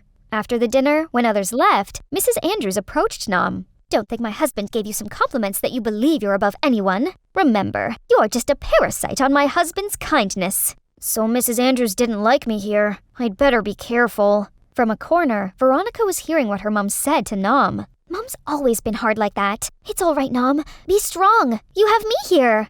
And she made sure she'd be anywhere Nom was, and no girls could come near him. Nom, be my boyfriend. Will you? Ronnie, don't make a scene here. Aw, did he just call me Ronnie? Everyone, attention! Nom is mine. Don't you dare bother my man. To seal up even more, she stuck a bunch of stickers on his clothes and bag. Nice tattoo, bro. It's nonsense. You like it? Then here. Then when Grayson had ran far, he looked down on his hand holding a sticker. Stupid girl. She couldn't design a better one? You think it's the end of how to get Non's heart plan? Then you underestimate this girl. Nom, I got sunstroke. I'm too weak to walk myself. Take me home. Jeez, seemed like she'd never run out of tactics, huh? Wow, tending to your bae this much. Nom simplord. The buzzing from the others did bother him, but he didn't want to make a mess as he's indebted to Veronica's family's kindness. And deep down, he found her annoyance kinda cute. Aw, so sweet, man. Maybe he likes me too. And then Grayson ran towards them and cheerfully gave them the good news. Hey, Dad just won a big contract, and we will dine in Gordon Ramsay's restaurant tonight, guys. Yay! Are you sure you're tired? Ouch! Oh, my head hurts so bad. Nom, I think I'm gonna faint. Carry me, too. You wish! I'm gonna be up here forever! Then 3 of them walked side by side, happily chatting, and the schoolyard seemed to be lit up by their cheerful laughter. Everything went smooth like that. Then one day, Veronica woke up to see Nom was packing all his stuff. What are you doing? I'm going back to Vietnam. Why? Has anything happened? Please don't go! Get off me! Then he coldly walked straight out of her house with no more words. Veronica crouched in sadness. Worse still, no matter how hard she tried to contact him, still no replies from Nom. The only news she could update was his family's resort was plunged into crisis. And with a goodwill, Veronica's dad offered to buy the resort with an enormous sum to help them restart their business anew. And for the past 4 years, her heart still wanted no one but Nom, and she'd been waiting desperately for this reunion. Yo, long time, right, bro? Hello, stranger. It actually feels good to see them too. If only that hadn't happened, the 3 of us might still be a perfect trio now. Nom couldn't forget the day when the hurtful truth was revealed. It's you who schemed against our resort? But why? Huh, you should ask why your father had that impeccable resort that makes me want it to be mine. Thanks anyway. I'm gonna tell Mr. Andrews. Suit yourself. But remember, 2 families are working together on a project. Let's see. If we withdraw, who knows? Your family will go bankrupt. Do you really want that? Huh? Nom felt rage boiling up his body, but so did the powerless feeling. Right at that moment, he saw Veronica went home and immediately clanged to her mom. Mom, there's a new spa downtown. Does it speak mother-daughter time to you? Of course, hon. Anything you want. They're all the same. Spoiled rich socialites who think they're above everyone. And right in that minute, he realized that he couldn't be here any longer. Xin chao, Nom. How you doing? Do you miss me? But Nom just coldly turned to the other direction. Seems like someone just got ignored. And seems like someone wants a death note. That's fine, he's just being shy. I'd be staying in Vietnam for a while and definitely make him my boyfriend. Nom, you can't run away from me this time. But Nom was such a workaholic, and with Veronica's presence, he's stuck in the office even later. At this rate, how am I supposed to seduce him? There is the only way. After that incident, Nom's family managed to build a small hotel, but attracted a great influx of tourists. That afternoon, Veronica came there, then barged into the office room. Oh, hi! Hello. Hi. Dad told me to go here and learn some business, but Grayson doesn't give me anything. Please let me help you here. What do you want now? Nom just wanted some peace away from Veronica, but things didn't go that way easily. Come on, son. Do you remember when our family had a hard time? Veronica's family was willing to help us. Help our butt, Dad. If only you knew. Okay, but don't make a mess here. The day after, Veronica had the first working day at Nom's family's hotel. Mangosteen? We don't have this in America. Hey, you! Bring me more! Hey, guys, can you bring the sunshade here? I'm not wanting to be a burnt squid. Didn't you tell me you wanted to learn? Get off your butt! Then Nom gave her loads of errands that she hardly had time to breathe. Jeez, I don't need to lift a finger at home, and now I'm folding blankets? The world is getting crazy! Then she shook off the bedsheet, but somehow the towel covered her head like the one in a ghost story film. Woo! Let's see. 1, 2, 3, 1, 2, 3. I'm sexy and I know it. Little did she know, there was someone who couldn't hide his smile watching her fooling herself. She hasn't changed much. Hey, what you doing? Do it properly.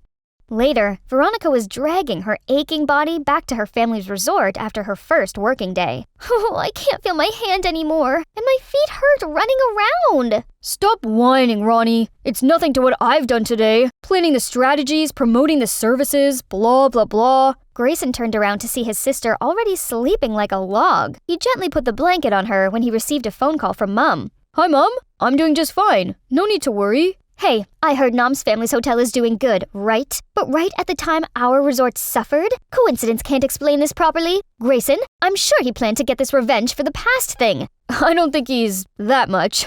Anyway, Mom, you still hate him after those years? I hate your dad always comparing you with him. This low class will never be on the same level with my son, right? What Mom said didn't stay still in Grayson. It's true that Dad always regarded him more than me. Even when he's gone back to Vietnam, Dad still talked about Nom being this, Nom being that.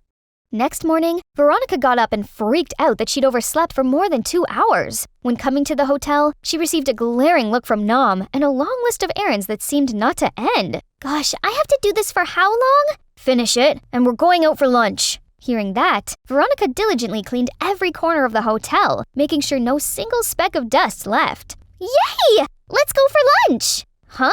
But why you're here as well? Happy being the third wheel? Then they went to a local store selling chicken rice, which was definitely out of Veronica's expectation.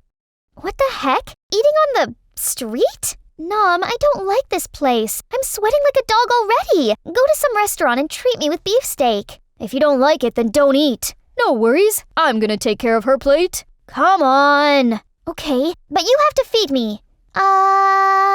Feeling others' eyes on him, Nom had no other choice but to act along. At the first spoon, Ronnie didn't expect the taste explosion of the soft and tender chicken, as well as the gravy and rice. She immediately dug in the plate and finished in seconds. Slow down! No one takes your food. Then he gently wiped out the rice on her cheek, making her heart skip a beat.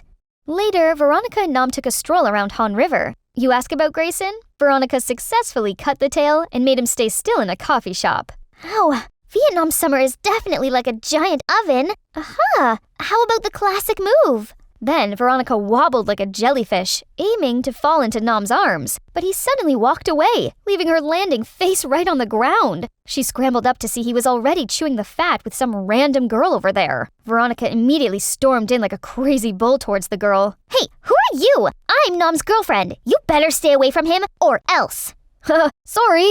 See you next time. Then Nom hastily dragged her away. What are you doing? She's not the one you could mess around. She's my biggest partner. Is that so?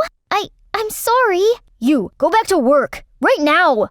Then Nom caught up with Grayson at a coffee shop by the river. My sister is a little annoying, right? As her brother, I do apologize to you. She's fine for the most part, but sometimes... Yeah, you know. I don't know what to do with her. There's always an answer for everything, bro. The next day, Veronica came to Nom and saw him about to go somewhere. And as usual, she insisted going along with him. Enough! Stop goofing around! But I like you! You know that! Right at that moment, a girl walked over to them. Babe! Immediately, Nom turned around and pulled her in his arms. Here you are. Then he kissed her on the lips, and Ronnie was frozen in her spot. But I like you. You know that. Right at that moment, a girl walked over to them. Babe! Immediately, Nom turned around and pulled her in his arms. Here you are. Then he kissed her on the lips, and Ronnie was frozen in her spot. Who is she? Ah, I forgot. She's Chi, my girlfriend. Hello. What? You're lying! If you have a girlfriend, I must have known! Just want to keep my personal life and work life separate. Cryptic much? Then Nom and his newly announced girlfriend walked off, leaving Veronica behind with a broken heart. But I've liked you first! So my love since I was 14 had withered even before it started to bloom? Turns out I was just fooling myself all this time.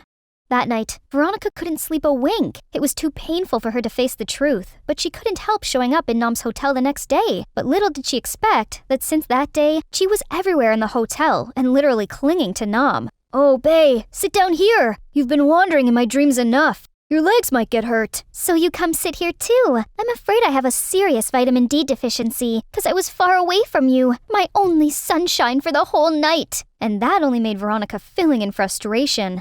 And also suspicion. Say ah! I woke up early to cook for you. My bae needs the most organic and fresh food ever in this world. But he's allergic to peanuts! Oops, is it so? You, cheese, right? It's chi, no ending sound. Whatever. What kind of girlfriend are you not knowing your boyfriend's allergy? How reckless. His face would be seriously swollen like a chipmunk eating that. There must be something off between them. Hey, how did you guys meet? We met in Delat. Right, on a business trip, Thursday, September 21st, last year. It doesn't need to be that detailed, does it? The next day, Nom's hotel was throwing a small party within the staff. It was fun, but seeing the lovey-dovey couple was only a bug in the eye to Veronica. So she left for some fresh air, and when returning to the main hall, Veronica overheard Chi talking on the phone with somebody. I got what you want, bae. You're right. This guy Nom has nothing besides being rich. What? So she just used Nom for money? What a snake! Veronica was about to jump to confront her, but she'd gone away, so she immediately came to find Nom and was excited to expose his so-called girlfriend's real face. But instead, he went blast on her. You stop your nonsense already! She's a good-natured girl, not some spoiled young lady who insists on having anything she wants. Are you implying I am that spoiled young lady? Your words, not mine. You've gone too far, Nom. I like you, but it doesn't mean you can talk rubbish about me. Okay, fine. I'd leave you alone. And with that, Veronica ran away, tears streaming down her cheeks. This is what he's been thinking of me? I've known him for ages, but now he treated me like a thorn in his eye, and even thought ill of me just because of some random girl? Right then, Chi approached Nom. Is there something wrong? Nothing. Anyway, thank you for your cooperation. Seems like she's not gonna be messing anymore. You're welcome. And also deliver my thanks to him. His idea is top-notch. Then Nom left, but he wasn't sure he's happy with what just happened. Was I too harsh on her? Early the next morning, Veronica was woken by a knock. What are you doing here? I remember not making any troubles to you since last night. Today I will have a trip to Hoi An to build a customized tour for our hotel's customers. Wanna join? No, I don't want to bother you. If so, what a pity. I just happen to know a good bang me, Hoi An. But you don't want to go. It's okay. Huh? Why didn't you say it sooner? I've always wanted a bite on Hoi An Bang Mai. Sign me in. By the way, it's Bang Me, not Bang Mai. Okay, Bang Me. Yeah, that's it.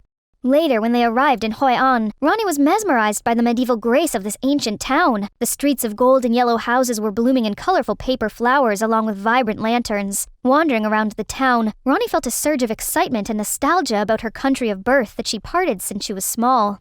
Aw, this is cute. And here, Ronnie, now we look like twins. Let's take a picture together. Twin my butt? Oh, I almost forgot the real reason I'm going here. But they came to the Bang Me store to see it was jammed with people queuing. That didn't make Ronnie waver a bit, as the mouth-watering Bang Me was the only thing in her mind now. She had been patiently waiting for her turn for almost 30 minutes. But right then there was a girl with little puppy eyes looking up to her. Ronnie looked at her, then her newly baked Bang Me on her hands, and after a few seconds of hesitation, she gave it to the little girl. Hey kid, it's now yours. Huh? What's she doing? Hasn't she been longing for it all this time?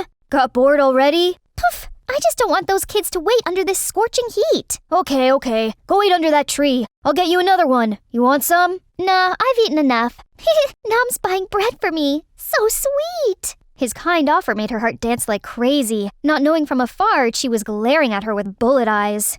Ronnie was happily devouring her bread when she noticed an old woman with the bamboo yoke selling something strange. What's this? Bang yak do. Buy it. Yummy, yummy. It's Vietnamese dragon beard candy. Candy? So those threads are edible? Buy it for me, Nom. Bae, only kids like this. But Nom still agreed to get some for Ronnie. She was excited about the strange snacks, maybe too excited that she blew the powder so hard, accidentally getting it all over Chi's face. What? How dare you? Oops, I'm so sorry, but you look like Snow White. Just a bit of a variation. Are you okay? Oh, I'm okay. Super okay. No big deal, sis. Do I look okay to you? I think she's not some kind of sweet girl she seems to be. Just wait and see. I'm gonna expose you. And you know what? If Nom wasn't here, today would be your end. Later that night, she secretly went outside to meet someone. How shameless she is! The audacity of her acting flirty with someone having a girlfriend? I'm afraid she would mess up our plan, hun. If so, we'd better hurry up. I know what to do. The next morning, seeing no one around, Chi snuck into Nom's office and rummaged everywhere. Gosh, this clean freak! Where would he keep the documents? Then a mysterious drawer in the shelf caught her eyes. She was about to crack it when Nom's assistant walked in. Hey, what are you doing here? It's not a place you can easily walk in like this. Then do you know who I am to speak disrespectfully like this? I'm your boss's girlfriend, so I can go to his office whenever I want. You guys, stop! Miss Mai, you can retreat now. When the assistant left, Nom looked around his office, now turned upside down for some reason. Chi, can you tell me what you're doing in my office? Nothing. I'm just looking for my purse here. And you've just embarrassed me in front of your employee while you're supposed to protect me. Then a big falling out broke between them, and right at the time, Veronica was passing by and heard their lousy arguments. Ooh, what's this? I said it right. Everyone knows they're not for each other just by looking. See? They're already beefing each other fiercely even before I lay a finger. Then I had to remind you that you're just my fake girlfriend. Please know the boundary here. Fine, your fake girlfriend will go. Let me see how you deal with your tail. Isn't the purpose of hiring me to chase off Miss Annoying Veronica? Mind your words. You need me more than you think, sweetie. Veronica was shattered into pieces with the information she just got. So nothing's going on between them for real. But Nom hates me this much? To even hire a nobody to be his girlfriend? Just to get away from me? What did I do wrong? That night, Ronnie was crying to sleep with an aching heart. Days after, she locked herself in a room and buried in blankets with the haunting thoughts she couldn't brush off. Nom texted to ask about Ronnie, but now she didn't want anything to do with him. It was not until Grayson knocked the door that Veronica sluggishly got up. Ronnie, are you okay? I'm fine. Just leave me alone. What do you mean, fine? Look, your eyes are swollen like golf balls. Nom asked me about you. Hey, are you two fighting? Just go! Ask about me? Drop it. I'd better not trouble Nom no more. Guess I'll go back to the States now. As saying, she immediately packed all her stuff and booked the flight at night back to home. On the way, she saw a familiar figure. Chi? What is she doing here at our house at this time? Bae, I'm here, and I brought you the thing you asked me to find in Nom's office. It surely could help our plan. Sensing something off, Ronnie followed her to a dark alley, where Chi set up a meeting with her mysterious partner. See what you got, my sweet pie? Veronica couldn't believe her eyes. Her brother and her crush's fake girlfriend were hooking up? What the heck happened here? You and her? Grayson and Chi looked stunned. Why are you here? It is as important as what I'm seeing right now. Better have a good explanation for this. They exchanged their looks, and Grayson finally gave in, telling everything to his sister. Okay, Ronnie, listen carefully. It's me who suggested Nom to have Chi as his fake girlfriend. Actually...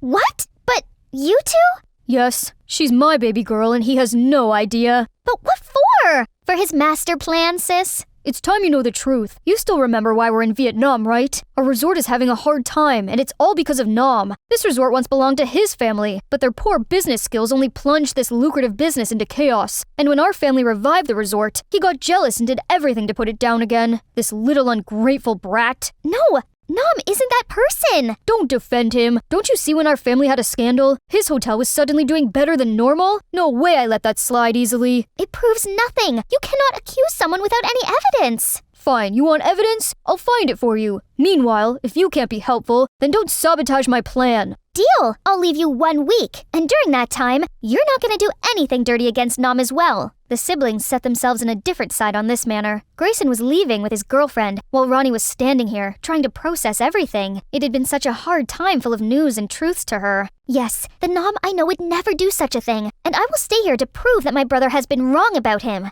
I hope so. Bae, don't you really let this slide just because your sister said some stupid words, do you? No way, Bae. You know how stubborn my sis is. I only agree so that she could leave us alone. The plan sticks, Bae. The next morning, Veronica went back to work at Nom's hotel as if nothing happened. Oh, you're here? I thought I forced you too much that you dropped already. No, I'm fine. Who do you think I am? Considering me a bug, and now he even thought I'm a quick quitter? Full combo, huh? Right then, Chi suddenly appeared, then threw her arms around Nom's neck and kissed him on his cheeks. Hi, Bae. What can I help you with today? Oh, hi, Ronnie. Long time no see. Seeing Chi acting shamelessly loving around Nom in front of Ronnie when she knew all the truth even irked her more. Can't underestimate this snake. What is she scheming? I'd better watch out on her. Later that day, while working near the kitchen, Veronica spotted Chi doing something fishy. Seeing Chi acting shamelessly loving around Nom in front of Ronnie when she knew all the truth even irked her more. Can't underestimate this snake. What is she scheming? I'd better watch out on her. Later that day, while working near the kitchen, Veronica spotted Chi doing something fishy. Hey, what you doing? Nothing.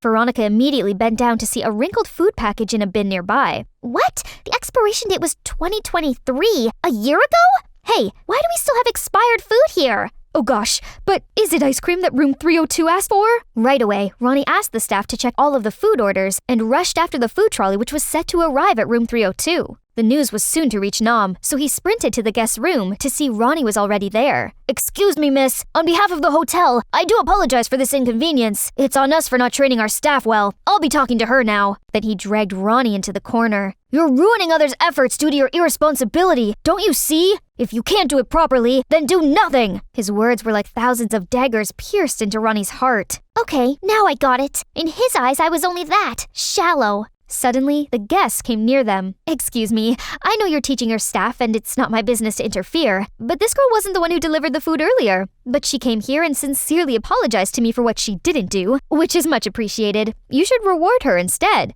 Hearing that, Ronnie couldn't hold her tears and ran away. Ronnie! Veronica! Sorry, I gotta go. Our manager will talk with you soon, and the hotel will offer some compensation for your trouble. Gosh, my anger got the better of me, and I hurt her once again. Where are you, Ronnie? I was too dumb to keep chasing after him like a fool, while he didn't bother to care, and even wanted to kick me out. Okay, fine. I'll go as you wish. In the blurred vision due to teary eyes, Ronnie spotted a smirk face of Chi, the one who's behind all of this. If it hadn't been for my brother and 2 families, I would expose you already, you snake! That night, Ronnie didn't want to face Nom at the hotel, so she ran to Hoai River for some fresh air, and in front of her eyes was Hoi An with a different charm. At night, when the dark covered everything, colorful lanterns were lit up, stretching the sparkling lights in every corner of the ancient town. But the splendid view didn't color her any happier. She was glumly dragging her feet on the sidewalk when she spotted an old woman sitting on the edge of a riverbank selling floating lanterns, and her hands were shaking when she was trying to light them up. Let me help you. Okay? Then she sat down and helped her kindle the candles and deliver lanterns to buyers. Seeing their faces beaming with the flickering candle lights made Ronnie unconsciously smile. It's like everyone whistles their dreams in lanterns and has the river give wings to the wishes to fly high and far away. Ronnie was immersed in her own thoughts when she accidentally burned herself. Are you okay? What? Ronnie, listen. I came to apologize to you for the misunderstanding this afternoon. I should have listened to you first. Let me help you. Don't frown like that, or you're gonna be some wrinkled old woman soon. Hey, hello, Earth to Veronica. Alright, let me show you around. We only have tomorrow here before returning to Da Nang. You will regret it if you don't go. Come on, I beg you, okay? Veronica was still in a foul mood, but unknowingly stretched her hand. They said goodbye to the old lady and walked side by side along Hoai River, but no one said anything until, Are you gonna ignore me forever like that? You think I'm some annoying girl, don't you? Huh? Why you ask that? No, maybe. Then why you had to hire a fake girlfriend just to avoid me? What? She knew it? But how? I'm sorry. It was the reason at first, but it turns out I was wrong about you. You have a good heart and don't deserve those things. Maybe it's too late, but I'm sorry again. I should have thought it through first. What makes you think of me like that? It's like years ago. You suddenly slammed a door in front of me without a word, and then now turned indifferent and hateful to me. Why, Nom?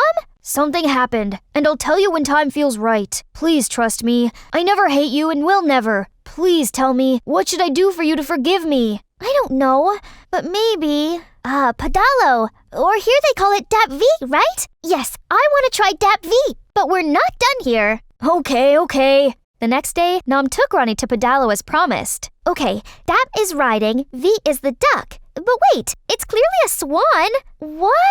I don't know either. Vietnamese is complicated. Having tickets, 2 of them were waiting to be on boat, and Veronica couldn't hide her excitement. Okay, be careful. It's flippable. Poof, I'm not a kid. Then Ronnie excitedly jumped on the boat, causing it to sway from side to side, and it wobbled even more as she was being extremely panicked. I haven't watched Stranger Things Season 5 yet. I can't die now. Nom, save me! I told you what? Now, take my hand. Ronnie slowly held out her hand, then Nom gently pulled her in his arms and helped her sit down. Do you feel okay now? No, I'm not okay at all. Hey, aren't you saying you want to do Padalo? Here you go. That's right. Then they left the dock and started pedaling farther. Ronnie at first had some troubles in steering the boat, but with the help of Nom, she totally enjoyed this little game. It's just like riding a bike. Simple, isn't it? Yeah, it's kinda an exercise, right? Then exercise more. And with that, they even raced against each other enthusiastically and went to the middle of the lake without knowing. Hey, why suddenly stop? I feel my legs are gonna leave me soon. Then suddenly, rain started pouring down, and the boat started tottering. They looked around to find that the other boats had already returned to the dock, leaving theirs alone here. Oh my god, we had to pedal fast to the dock now! Hey, together! 1, 2, 1, 2. But the strong wind made the boat even more wobbly. Just wait here until the rain stops. What? I couldn't just wait here! Anyone? Help! Help! But Ronnie's attempt clearly turned in vain, as it only invited more people on the shore taking pictures and recording them. After a while, everything was quiet before Nom broke the silence. Do you still recall that day back in secondary school? We snuck outside to buy a new flavor of our favorite bubble tea. It was raining hard, just like today. You still remember that? Right, that day we were soaked like rats, just to be chased by a dog, and we ended up dropping bubble teas on the road, and even got scolded by teachers. Then the 2 of them kept talking about the good old moments together, without noticing the rain had abated since when. Soon after, the safeguard appeared to help them return to the dock. About Ronnie and Nom, they might get wet, but more than that, they were soaked in the fresh emotions towards each other. Nom, let's call today Duck Day. And on this day, June 6th, every year, we're gonna do Padalo again. Sounds fun. That night, someone uploaded photos of them on the lake on the internet. It naturally became the meme of the day and received thousands of reactions. Those comments are so funny. Nom, you read it? But not as funny as your face. Then every night after, they kept texting each other, and it was always dawn when they finally said goodnight. Is it too early to think about our firstborn child's name? No way Nom would do anything to harm my family. But what should I do to convince Grayson? I've been wrong about her all the time. It was stupid of me to project my hatred towards her mom to her. Seeing this, Grayson and Chi surely didn't take it well. Bae, what are we supposed to do now? Just one more step away. Early the next morning, Grayson met Ronnie for some negotiation. My baby sis, our plan needs your little help to be kicked off. No way I help you! Stop your silly crush. Do you really dare to betray your own family just for some jerk? Says you! I gave you 1 week to find evidence, and now what you've got? Nothing, apart from some dirty tricks you pulled on Nom. Tell you what, I'm out! Grayson, what now? We don't need her. I have another plan. A few days later, Nom's hotel suddenly got back out at night, but it wasn't the only thing out of his expectation. Call technicals to check the grid now! Hey you're boss here, right? Yes, ma'am. I apologize for the accident. It might just be some minor technical problems. Please come back to your room. The electricity will soon return. Patient? How could I be patient when your staff humiliated me? What, ma'am? Everything's turned pitch black, and I was trying to find some receptionist. Here you are. Why cut the electricity without notice, huh? Please bring me a fan or something. I'm sweating like crazy. You're sweating not for being hot, but for you being overweight, miss. You're saying what? Are you deaf? I'm saying because you're fat, miss. So this is the way you train your staff? Right then, more and more customers came to confront Nom. Hey, some staff snuck into my room saying to fix some wire plugs, but he stole my wallet away. Me too. My laptop was stolen when the lights were out as well. Hotel what? It's a scam, guys. Nom was trying to calm the guests down, but they seemed not to be in a mood for any explanations. Instead, they asked to return the room and demanded a payback. How could this happen? Little did he know, the mastermind was already sneakily slipping through the crowd to run away. That's it. And now let's see how that jerk deals with this. Nom tried to track down the staff, but he was nowhere to be seen. The hotel was plunged into turmoil. Orders came in few, and the reputation was seriously in ruin. Ronnie couldn't bear seeing that. It's definitely Grayson who's behind all of this. He's my brother, but he's wrong this time. Even if it's true Nom wanted to harm our family, there's many other ways to confront this. And she meant it. She came straight to find Grayson. It's you, right? What are you talking about? Don't act innocent. It's you who set up the Nom's Hotel incident. Yes, it's me. So what? This little brat has no skills in running business anyway. I just helped him realize it sooner. You have to admit this and return the prestige to Nom's Hotel. Huh? Are you dreaming, my little sis? Oh no, my big bro. I'm sorry to tell you that actually, I've already recorded our conversation. If you have no guts to admit, then let your little sis do it. Hey, I don't know anything about this. Don't drag me into this. Bye! Why do you do this? I'm your brother! That's why I want you to understand we couldn't take revenge by revenge. Jesus, did that jerk cast a spell on you or what? Why now you still blindly trust him? It's him who made our resort stumble. Then Nom out of the blue barged in. Who told you I harmed your family? Here you are. If not you, then who else? Isn't it you who did this to take revenge for... Keep talking. Why stop? Take revenge for what? I've already turned a blind eye and let this slide, and now you want to dig this up? Okay, fine. That's when Ronnie knew all the truth about her mom scheming on taking Nom's family's resort for her own possession. That's also the reason why that day he coldly left her without a word.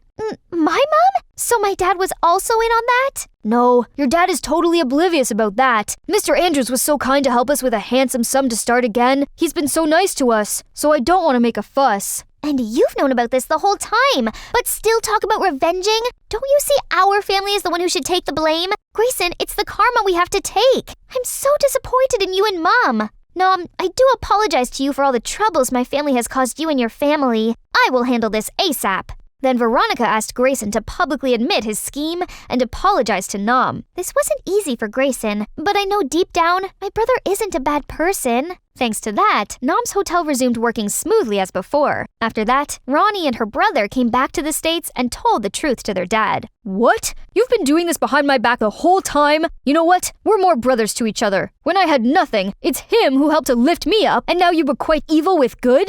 Mrs. Andrews was perplexed, as this was the first time she saw her husband this mad. She admitted her wrongdoings, and a few days later suggested they come back to Vietnam to apologize to Nom's family. And of course, they couldn't believe in what they were just told. They kept silent for a while, then... To be honest, this news is totally strange to me. But it's all the past now. Let's end here once and for all. And after everything, the siblings finally found themselves on the same side in the matter. I was about to tell you before, but not until now do I have courage. But thank you, Ronnie. You might not believe it. If it hadn't been you and the recording, I might not have been able to awake from the nightmare of revenge and then admit my wrongdoings. I was foolish to let hatred and jealousy cloud my judgments and act silly. But thanks to Nom's big heart and your righteousness, I now learn my own lessons. And hey, he might be a good brother-in-law, sis. How could it happen when our families and me alone caused too many troubles to his family and him? 2 years later, now Veronica's worked for her family business as Grayson's assistant. One day, when going back to home after a tiring working day, she got a message from a strange number. What's this? This is creepy. Anyways, today is June 6th, so what? Oh my, is it... Veronica hurriedly outside to see Nom already there, holding a big bouquet. Ready? Ready. Why you suddenly... Oh no. See, what takes you so long? Oh, pardon me, princess. It's hard to find a pedalo, a true Dap V in the States. Finally, my spectacular sweet 16th is here. I spent months deliberating over every tiny detail of this perfect butterfly-themed party. Better yet, all the VIPs from the fashion industry were invited. Pretty impressive, huh? By the way, I'm Charlotte Stone, a fashion influencer with over 500,000 followers on Instagram. One day, I'm going to become an iconic designer just like Tory Burch. This party was my big chance to get noticed by all of these big shots. But wait, Ava? What on earth is she doing? Don't you realize how important it is to sort out garbage? It's not all junk. Like, this one is very valuable. Oh my gosh! Ugh! And now she was replacing the guest napkin with some biodegradable tissue. Suddenly, she startled and rushed to an incoming guest. Your scarf! Is that real mink fur? You ruthless monster!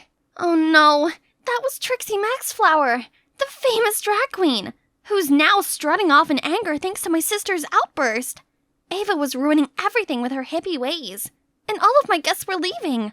No, it's all ruined, and it's all her fault. Ugh. This wasn't the first time Ava had pulled things like this. She called herself an eco-activist and constantly brought rubbish home to remake into things, argued with anyone who didn't sort their waste properly, and forced everyone she knew to join climate change protests.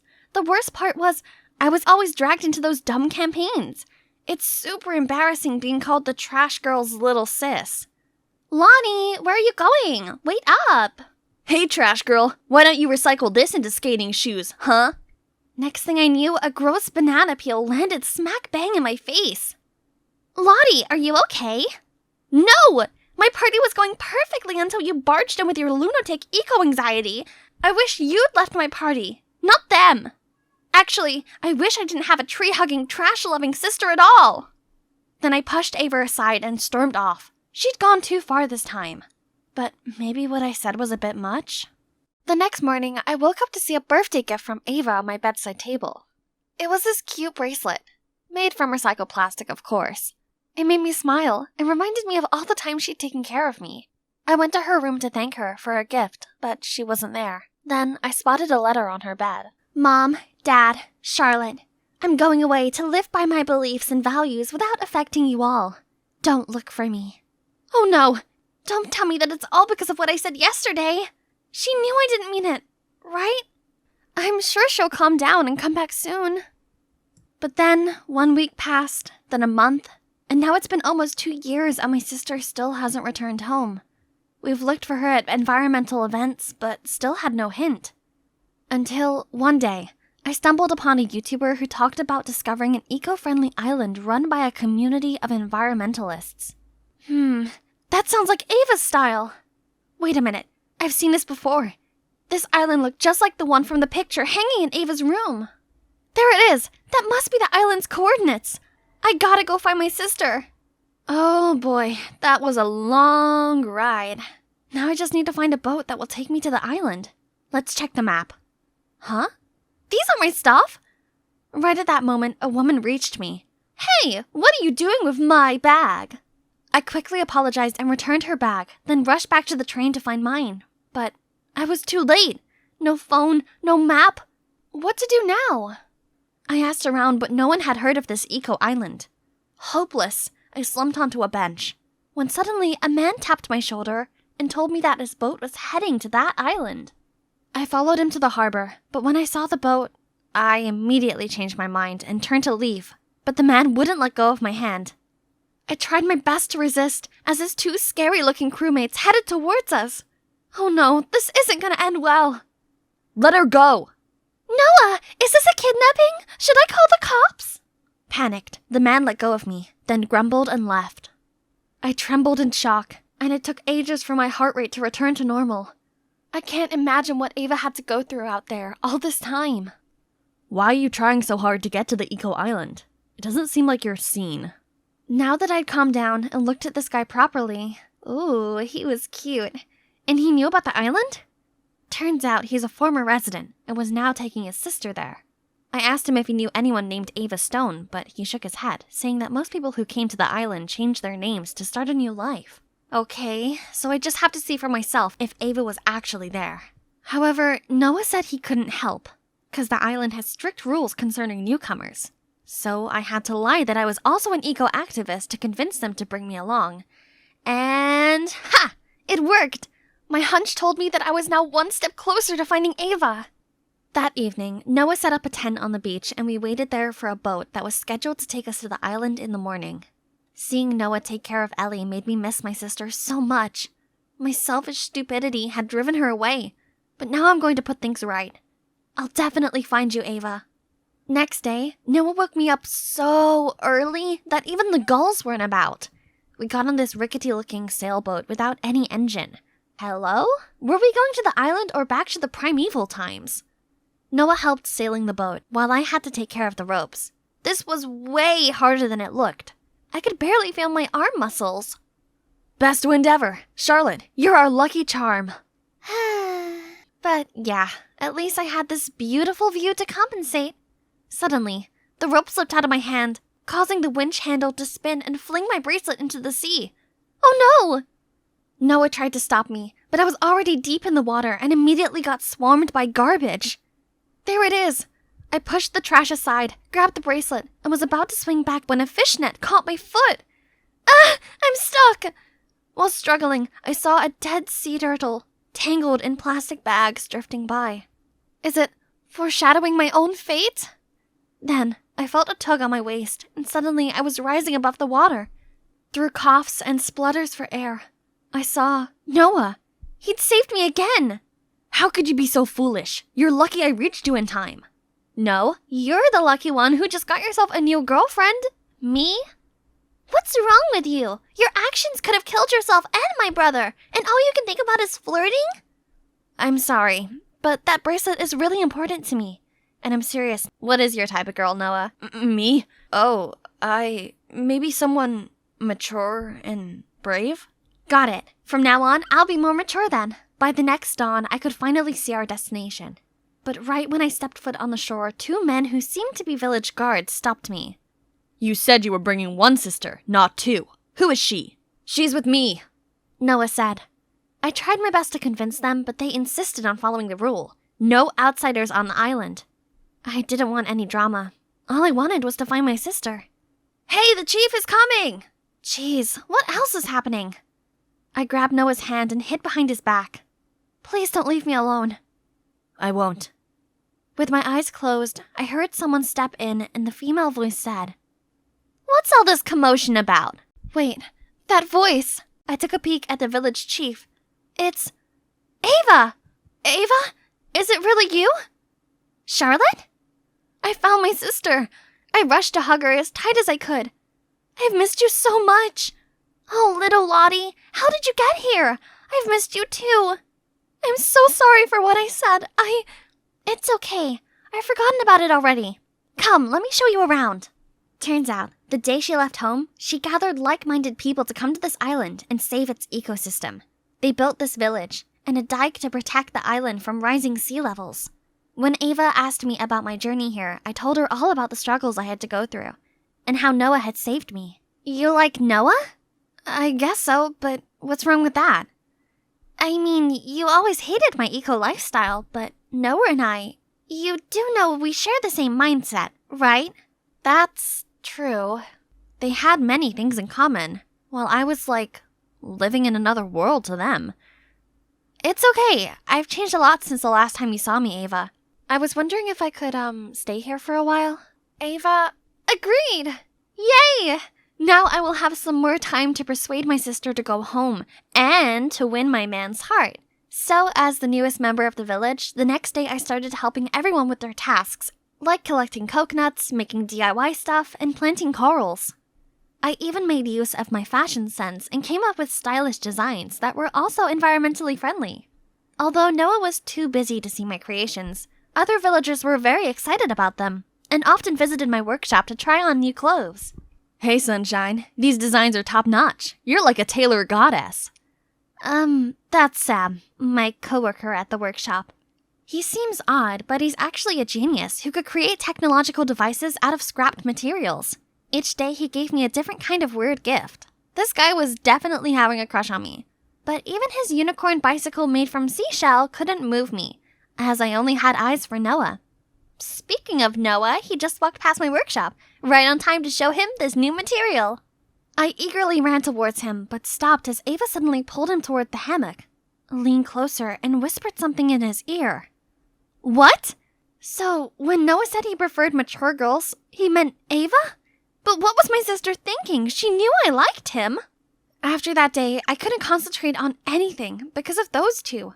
Noah started to make excuses to not clean the coral reefs with me. And guess who was behind it all? Ava! Ouch. Great. I accidentally just stepped on the sea urchin. So I was rushed to the medical hut. Ava also came over to ask if I was okay, but I refused to talk to her. Or Noah. The wound swelled up, and I still couldn't walk normally a few days later. Surprisingly, Ellie started being nice and took care of me, and even went spying on Noah and Ava for me. Those two are made for each other. I even saw them secretly kissing a few times. They're the perfect king and queen of this island. Now there is no doubt that they're dating behind my back. How could Ava do this to me? Feeling betrayed, I dragged myself to the workshop. Maybe work can distract me from all this mess in my head. But here I was, stuck with Sam and his cheesy pickup lines. You must be exhausted, 'cause you've been running through my mind all day. Just leave me alone. I stormed out of there, but tripped and fell over. Right then, a hand reached out to help me. It was Ava. Jeez, she's the last person I want to see right now. You don't have to pretend you care about me. You know full well that I like Noah, but you still got with him. Charlotte, what are you talking about? I'm leaving today, and so should everyone in this village. This place is for cowards who ignore the real eco problems that are happening in the outside world. There, I'd let it all off my chest. But unexpectedly, the villagers came out of the bushes, holding decorations and a birthday cake with my name on it. They were throwing a surprise party for me. Oh no, I didn't mean to. Disheartened by my words, they all left. I guess you saw me with the chief when we were planning your birthday surprise. There is nothing going on between us. I thought you'd grown up, Charlotte. But I was wrong then. God, the guilt I felt right now was killing me. Frustrated and ashamed, I knew I couldn't stay here any longer. I waited until everyone was asleep to sneak to the beach and set sail on a small boat into the stormy night. But I couldn't make it far before a giant wave engulfed me and the boat. This is the end, I guess. But when I opened my eyes, Noah's face appeared in front of me. Did you just save me again? No, the chief did. But where is she? Noah didn't say anything, but just looked glumly out to sea. Wait, this is not happening. My sister can't be out there, right? No. How can I live knowing that my sister drowned because of me? Are you crying for your missing shoe? I turned around to see Ava, alive and well. Ava, thank God! I giddily jumped towards her, but ouch, I forgot that my leg was still hurt. I'm so sorry for how stupid and selfish I was. Don't be foolish next time. Nothing's going on between me and Noah. He's all yours. I looked at Noah and we both turned to motto red. The next day, Ava gathered everyone around so I could publicly apologize to them. I was ready for the villagers to throw coconut shells at me, but instead they admitted that my words were partly true. This lifestyle needs to be promoted to the world, since everyone deserves to live in a clean and healthy environment that requires a joint effort. Then they all agreed that the perfect person to influence the young generation about this matter was me. Wow, I didn't expect that, but yes, I'm willing to carry out this meaningful mission. And Noah volunteered to leave the island and go inspire the outside world with me. Only then, Ellie apologized to me and confessed she'd made up the stories about Ava and Noah just to make me give up on flirting with her brother. I thought you'd only cause him trouble, but now I know he likes you a lot. So promise that you'll make life easy for him? I'll try my best, kid. Promise. It's been 5 years since we left the island, and I fulfilled my dream of becoming a famous fashion designer. But most importantly, I was able to make fashion eco-friendly. Pretty cool, right? When the fashion show ended, I went on stage and the crowd went wild with applause. My creative inspiration comes from my dear sister Ava, who's shown me how vital a clean environment is to each and every one of us. I also want to thank Noah, my incredible boyfriend, for his unconditional love and support. Thank you. Thank you, everyone. As I finished the speech, Noah came on stage with this huge bouquet, while Ava and the villagers showered me with hugs and praise.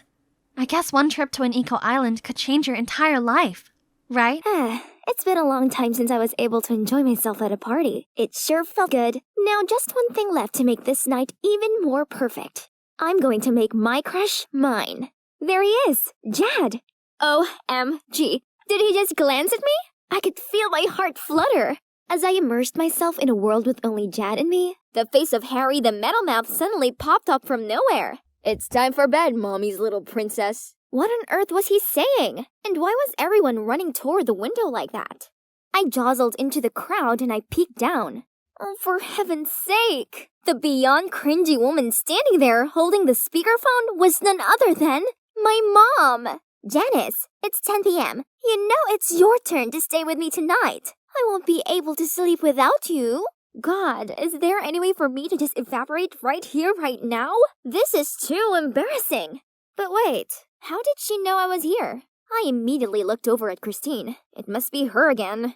Everyone knew she had a huge crush on Jad too, and would do anything to get him. She's definitely the snitch. It's so frustrating.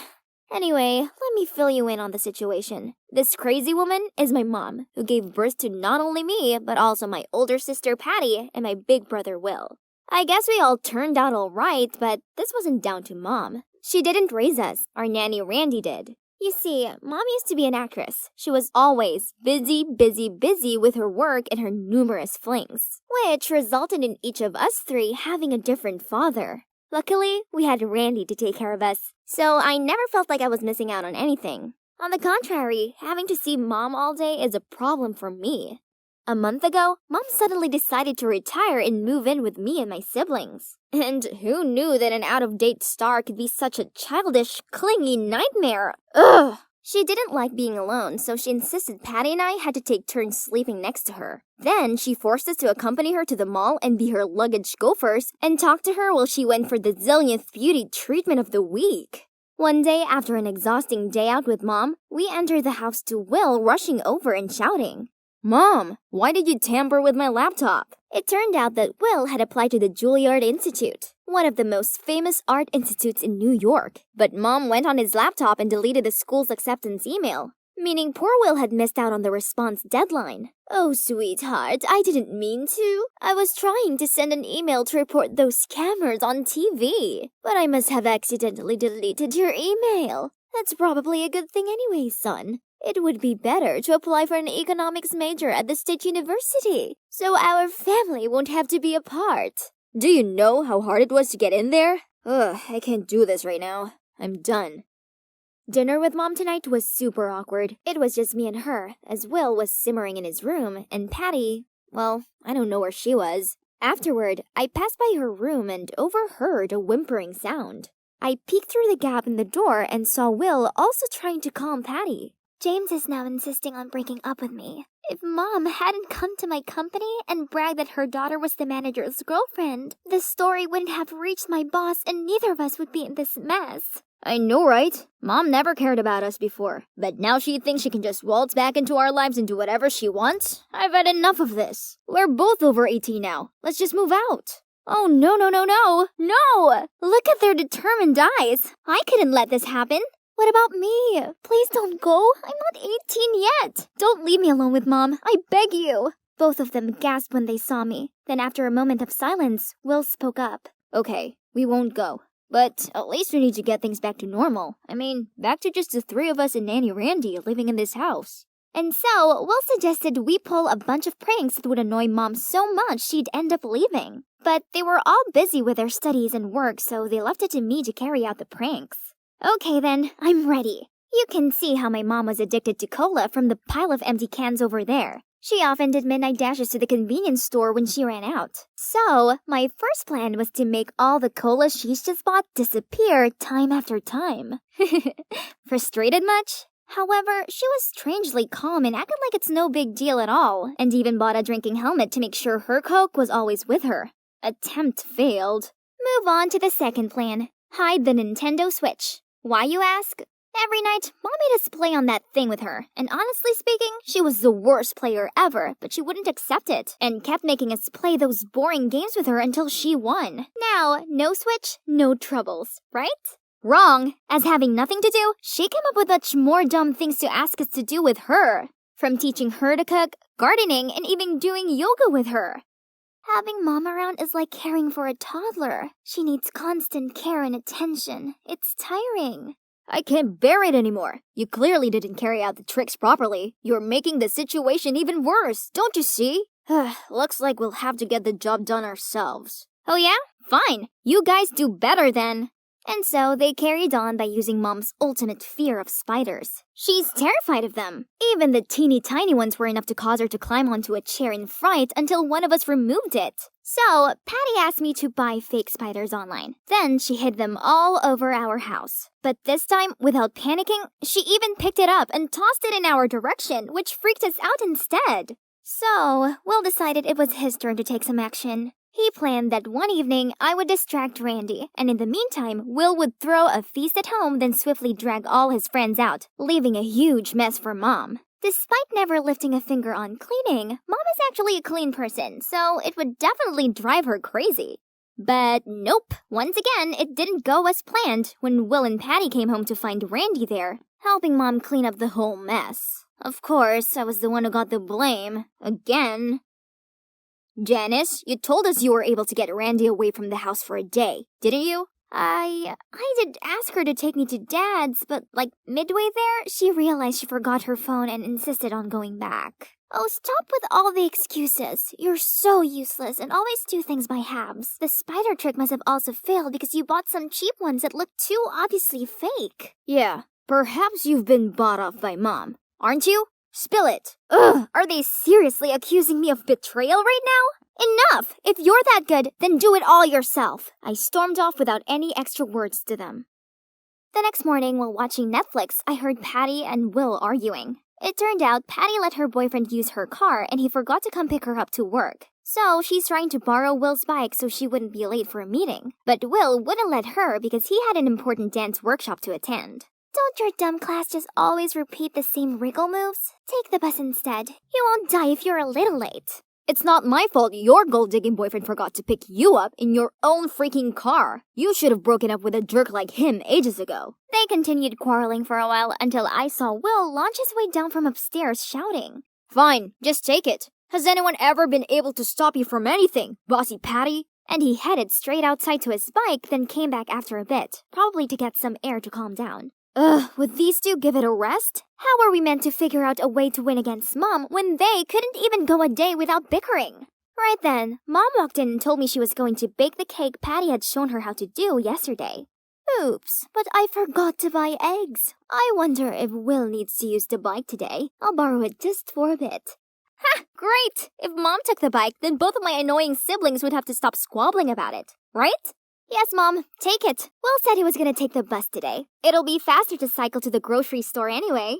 Then Mom hopped on the bike and shakily rode off.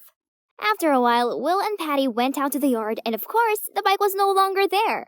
After I told them that Mom had already taken the bike, Will stopped dead. Because the truth was that he had purposely broken the brake so that Patty wouldn't take it. Patty tried calling Mom, but she didn't pick up. Then came a call from Randy. She told us that Mom had crashed the bike and had been hospitalized. Oh no. We rushed there immediately. And fortunately, apart from a ligament sprain, she's fine. It could have been much worse. But that meant she had to wear a bandage for a whole month to stabilize her leg. Ugh, this was all our fault. So now we had no choice but to whimper to Mom's every demand. Mom insisted I spoon-feed her all of her meals. When I mentioned that there was nothing wrong with her hands, she told me that the trauma to her leg had affected her entire body. She made Patty light loads of candles, play soothing melodies, and rearrange her bedroom furniture so she had a relaxing space to heal. And she got Will to download her old movies for her and feed her popcorn while she watched them on repeat. Of course, we were really worried about her and hoped she'd recover as soon as possible, but honestly, her ridiculous demands were going too far. Then, one day, she insisted we go to a picnic, as sitting inside all day was making her depressed. So, we did exactly just that. Then, while we were walking on a slope, I dropped my bag and bent down to pick it up. Oops, I forgot to lock the wheelchair's wheels! I gasped as I saw Mom whiz down the hill. But immediately, she hopped out of the chair and landed on her feet perfectly fine. Will and Patty stared in confusion at Mom's cascade-like performance. What about me? Nah, I'm not surprised at all, cause I was the one who set this whole thing up to expose Mom. Nanny Randy has told me everything. I know she has been helping you dodging our tricks, as well as carrying out that fake bike accident. Please, why do you have to make life so difficult for us? You never even cared about us, did you? As soon as I finished, Mom burst into tears. Then she began to pour her heart out. As it turned out, after her career finished, all the fortune, glory, friends, colleagues, and even men who once said that they'd love her for the rest of their lives, turned their backs on her. She was extremely lonely and needed us, her children, more than ever. Now, I only have 3 of you. In the past, I didn't fulfill my responsibilities as a mother, and I know I let you all down. But now, I realize my mistakes. I only did what I did because I wanted to draw you back close to me. Please, forgive me. Give her a chance, kids. Although your mother's actions were somewhat misjudged, she only did them because she genuinely cares about you. Janice, she worried your partying was causing you to neglect your studies. Well, she didn't want your dancing dreams leading to showbiz nightmares like hers. And Patty, trust your mom, she was right this time. Turns out, Mom once caught James, the manager, aka Patty's boyfriend, secretly dating the receptionist. So she intentionally made a fuss at Patty's office to deter the third wheel. However, what came after didn't go as she expected and led to such a mess. But now, mission complete. We came here to catch Patty's cheating boyfriend red-handed. Or should I say, her ex-boyfriend. And of course, we made sure he paid for a worthy price for his actions. Justice has been served. Now, to relax. Patty and Mom are getting along much better now. They even look more like an endearing couple of sisters than mother and daughter. Will's taking Mom to one of his contemporary dance shows, so she can see how important it is to him. And me? I may be the youngest in the family, but while Will's away, it's my job to make sure Mom has someone to lean on, and I'm glad to take on this role. Maybe having my mom around isn't actually bad after all. They say gymnastics is the queen of sports, and I say I'm at the queen moment of my life. I made the perfect landing and earned the gold medal. As I strutted back to my spot, this man rushed over to me. Your skills are impressive. I'm Nick, the Nationals coach, and I want you on my team. My ears began ringing, and my head felt like it was spinning, and I thought I was going to puke. The nausea wouldn't go away, while my super excited teammates kept pestering me. Say yes, Kylie! This chance is one in a lifetime. I can't take it anymore, so I opened the door. No, I don't want to have a man as a coach. I hate you. I hate men. Hi, I'm Kylie, and there's a valid reason why I dislike men so much. My mom passed away when I was little, and instead of spending time with me, Dad became a serial dater. He always made excuses. People can't live without love. You'll understand when you're older. If this is what love did to people, then I didn't want it. I swore to never fall in love. Nuh-uh. I went to an all-girls boarding school, and as the years passed by, my hatred towards men grew. Just being around that man smell made me feel dizzy and nauseous. At home, Dad was waiting for me with his typical Hulk look. Kylie, why did you refuse to join the national team? Why turn down your dream? My dream or yours? As if you care. You were never there for me. That's your future, Kylie. I'll be fine. No way universities would turn down my talent. But what if you couldn't graduate? Dad, my grades might be bad, but I'm not that dumb. No, my business isn't doing so well. I can't afford your tuition fees anymore. You'll have to move back home. What? If I don't graduate, then I can't go to uni. If I can't go to uni, then I can't find a job. And if there's still this scholarship offer from another school for you to consider, though. I immediately agreed to it. I couldn't sit here watching Dad flush away my dreams with his incompetence. Yeah, a new environment might be a bit challenging, but I'm a tough girl. I can do this. Only the next day, Dad dropped me off at a fortress-like building that was, apparently, my new school. And to add more to the problem, standing there to greet me was a boy. Ugh! Now I officially had bad vibes about this place. I reluctantly followed him to the vice principal's office, and I had to sit there with my mouth covered. He pushed a form towards me. You don't look so well. Just let's get this done quickly. Please sign here. Then the vice principal reached out for a handshake. Welcome to St. John's All Boys High School. Sorry?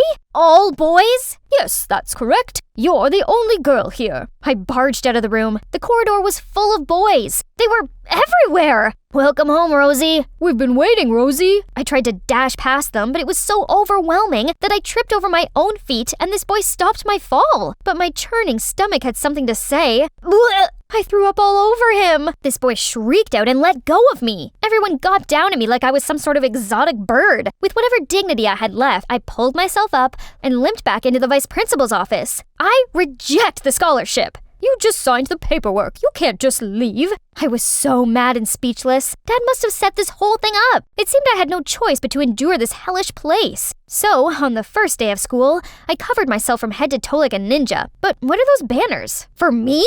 I went into the classroom trying to not throw up. This place was seriously weird. I didn't sing, and I wasn't called Rosie. When the teacher told me to introduce myself, I decided to use this opportunity to set some ground rules. My name is Kylie. I don't sing, and you're all gross. I demand that you stay at least 6 feet away from me at all times, else I will backflip kick you into another dimension. To my surprise, the students weren't intimidated. Instead, they all applauded and wolf whistled me. Ugh, I hate boys! I trudged over to my seat and was about to sit down, but then someone kicked my chair away. I turned to glare at the culprit. Oh, it was the boy I puked on yesterday! Stay away! I don't want any more vomit on me. Kylie and Jerry are both new students, so help them settle in, everyone! So, Jerry, huh? He glared back at me, in the midst of all the Cheshire cat grins from the other schoolboys. Oh, this is gonna be hell. After class, the boys followed me every step, so I had to do a somersault to get away, but that only made them cheer louder. I rushed back to my dorm, but the situation was not better. Had they never seen a girl before? I locked myself in my room every night and only left to make a quick dash to the canteen for food. After a week of living like this, I was so not okay. I was miserable in class and lonely at night. One evening, I was scrolling through my phone when I saw a hiring post from a cafe near my old school. If I had a job after school, I could avoid the weird boys and hang around with my old friends. So I applied for the job, easily got hired, feeling all excited until I bumped into Jerry. Why are you here? I hurried out of the kitchen. What to do now? Is this jerk haunting me or something? But I really needed this job, so I stuffed a piece of paper into Jerry's locker, saying that as we both snuck out of the dorm to work, let's keep this secret together. And surprisingly, he agreed to that. But that wasn't the only problem. I encountered a slippery issue, having butterfingers. I spilled coffee all over the floor, then slipped on it, dropped a cake on some woman's lap, and man, the amount of cups I've broken. I begged the owner to give me one last try as a baker, but the final products were horrifying. I was feeling disappointed when I heard someone say, "Classmate, need any help?" Oh, Jerry and his man smell.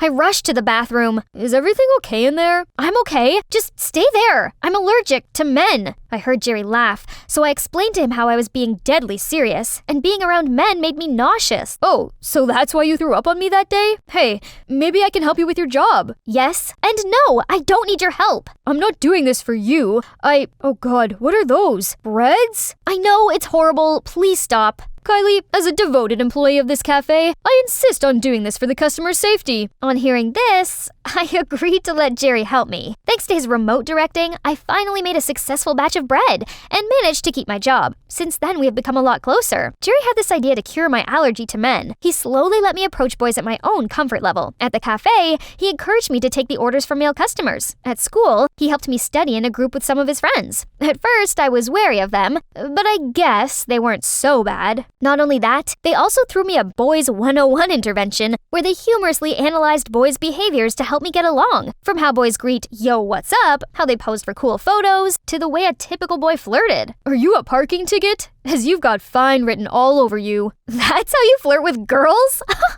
Hilarious! You don't like it? But what if I tell you I was being serious? I like you, Kylie. I immediately covered my mouth, but not because I felt nauseous. What should I do? Say yes, or... Suddenly my phone rang. It was Dad. How's school, sweetie? Got a boyfriend yet? That's all he cared about? Right. That reminded me that all this was just Dad's setup and I can't give him what he wants. No boyfriend! I yelled, then hung up. I turned around to tell Jerry to stop joking around, but the boys were already pinning him to the ground. How dare you flirt with Rosie? She's mine, not yours. Stop! I grabbed a magazine and declared, I'll never date any of you, ever, because this is my type. Now, get out! But the next morning, I arrived in class to see all of the schoolboys in wigs and dresses. They mobbed me, and thank God, Jerry dragged me out of there just in time. Don't you find them odd? They became extremely competitive around me and kept on calling me Rosie. Jerry said he didn't understand either. Something's very fishy about this whole scholarship thing. So we snuck into the administration office to see if my file held my answers. After searching for a while, I found it. But whoever was being described here was not me. I wasn't a straight-A student. I didn't sing nor play the guitar, and I wasn't a social butterfly. Then Jerry passed me a binder labeled Only Rosie. There was a school legend that when Rosie appeared, the only flower in the garden would bloom. Rosie's magic was so powerful that every male student would fight for her love. There really was a flower blooming in the garden, which means I was Rosie. So they only love me due to some rusty magic? I bet it's the same for you. I couldn't stay in this insane school any longer, so I went home and curled up in my room. On hearing a knock at the door, I peeked out and saw Jerry?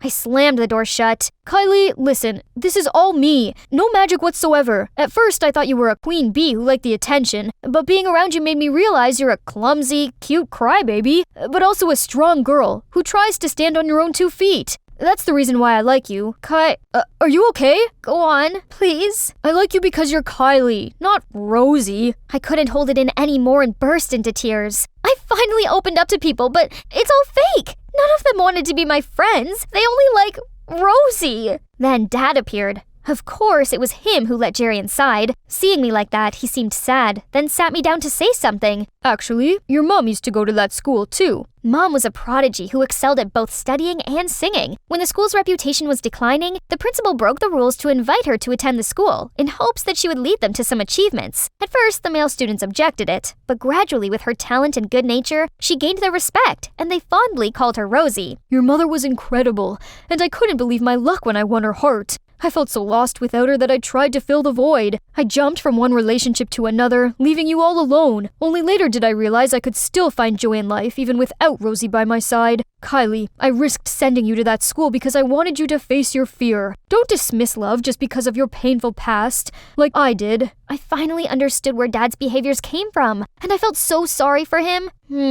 Sorry for interrupting, but if Kylie's mother was the first Rosie, and her magic immediately charmed everyone, then why did she face objections at first? Oh, actually, only Rosie is merely a myth. There's no magic involved at all. Over the years, the story must have evolved into that fairy tale. Now that Jerry mentioned this, I realized my file looked more like Mom's than mine. Even before entering this school, everyone was talking about you being a musical prodigy and only dating top students. It's like someone created a fake image to make you irresistible. Dad said it was the vice principal who offered the scholarship. We put 2 and 2 together, and we were convinced that he must be behind all of this. Dad and I went to school to confront him, but he denied everything and even expelled me. The next day at work, Jerry told me something big. There are rumors about another schoolgirl. It looks like the vice principal wanted to find a new Rosie. This had to stop. He couldn't keep on using girls like this. It was about time his lies were exposed. The 3 of us falsified tons of female students' applications and finally got selected. On the day of admission, Jerry disguised himself as a girl and me as a boy, then went to school together. All the boys gathered around Jerry and gawped at him like he was the new iPhone or something. Then the vice principal introduced him as their new female student, Jessie. Hi, I'm Jessie, and I want to tell you a secret. Then he started ripping off his wig in the most dramatic way ever, leaving all the students gasping in shock. What? You don't think I'm pretty?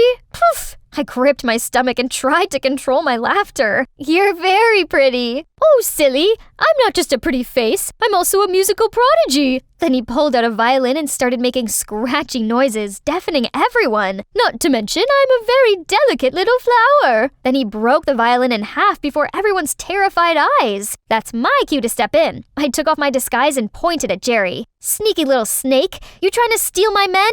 All boys in this school are mine. Then I charged at Jerry and grabbed his hair. Why are you here? I've expelled you. Everyone was astonished to hear that and questioned the vice president about it. Then I waved the flower I was holding around. Guys, there is no only Rosie. This is the flower that heralds Rosie, and it looks pretty fake to me. The boys became even more heated towards the vice president. Fine, I did it. So what? Only Rosie is not real, as long as it works. I only did this to revive the school anyway. This school deserves a principal who's as dedicated as me, not a has-been who never even shows up and could have retired by now. He was hopelessly yelling while a group of disgruntled students dragged him outside. The rest ran over to me and said they missed me. So even among all the lies, our friendships were still real. And better still, I didn't feel dizzy or sick at all now. Everyone was here to cheer me on. The boys, Dad, and of course, my soon-to-be boyfriend, Jerry. We're not dating yet, 'cause girl gotta play hard to get.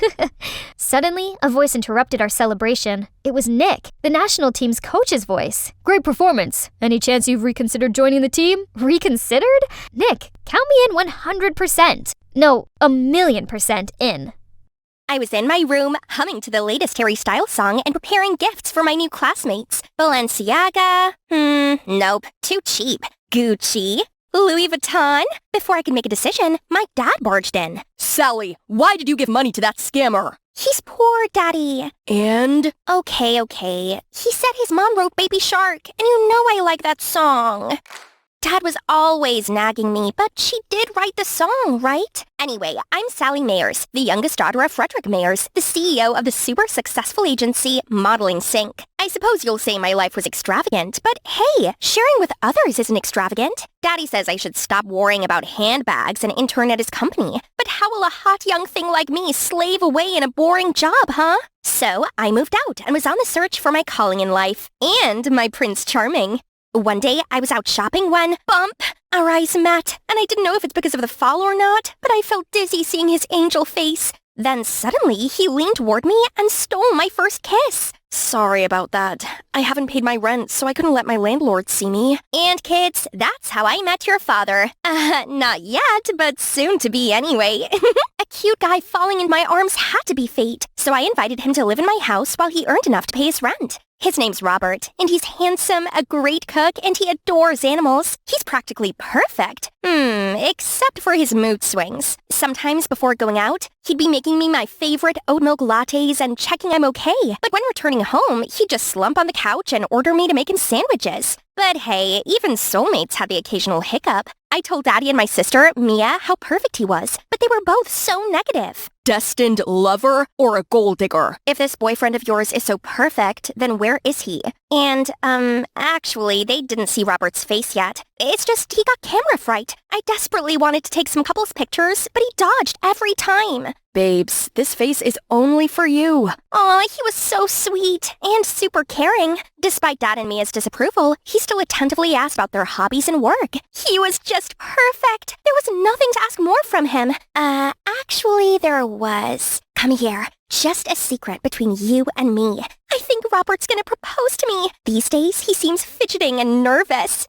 Then one day, Robert asked me to meet him in this expensive restaurant. I was sure this would be it. Gosh, I've dreamt of a wedding with my Prince Charming all my life. Yes, I'd like to be Mrs. Hemmings. Look, he reached into his pocket and pulled out a train ticket. Sally, my dad's just passed away. I need to go back to my hometown for a while. Then he got up and never came back. I searched everywhere for him, but it was as if he'd vanished into thin air. I knew he was grieving, but he didn't have to disappear like that. I traveled to his hometown, but everyone all said that Robert Hemmings had died years ago. So, who was my Robert? Did I really know anything about my soulmate? Could Daddy be right about Robert being a gold digger? Enough of your silliness, Sally. It's time to grow up. I couldn't go against Dad anymore. I had to go back home and work at the agency. At least I had Mia here. But no, I barely ever saw her. She was really too busy being head of the marketing department to come see me. I felt so lost and wasn't enjoying the job at all. Worst of all, I was still missing Robert so badly that I kept making silly mistakes. Everyone was so mad at me. If only Robert was here, he'd cheer me up. One day, Mia asked me to deliver some outfits for a photo shoot. I arrived to see the shoot was already underway. Snap that camera, darling, while I'm still young. Boy, oh boy, that dude was sure full of himself. My curiosity poked out, and I tried to sneak a peek at him. But when I saw who one of the models was, I dropped the clothes in shock. OMG!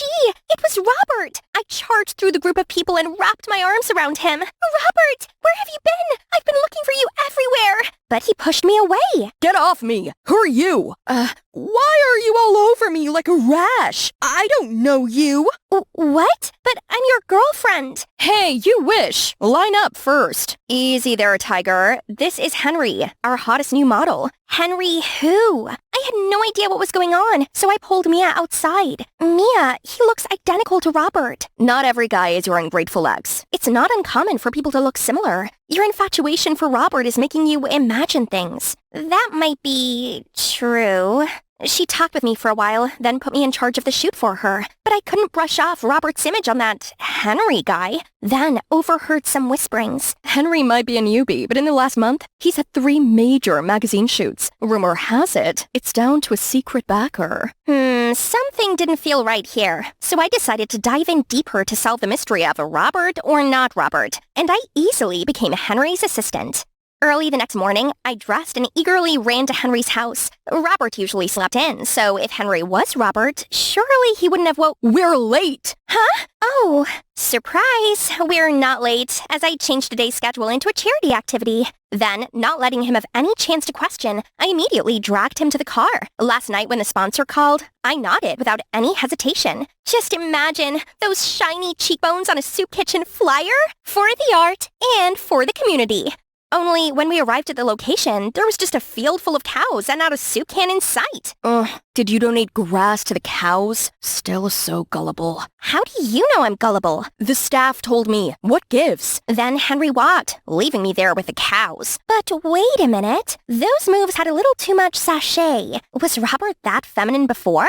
So how about some of my homemade cake Robert always wolfed down? This is Robert's fave dish, right, Robert? He started coughing and mumbled out that he was so hungry, he would have eaten anything. Sure, Hen. So, let's see what excuses you would make in the cooking show, chef. Your excellent cooking skill is going to give you away, dear Robert. Keep up the great act, then.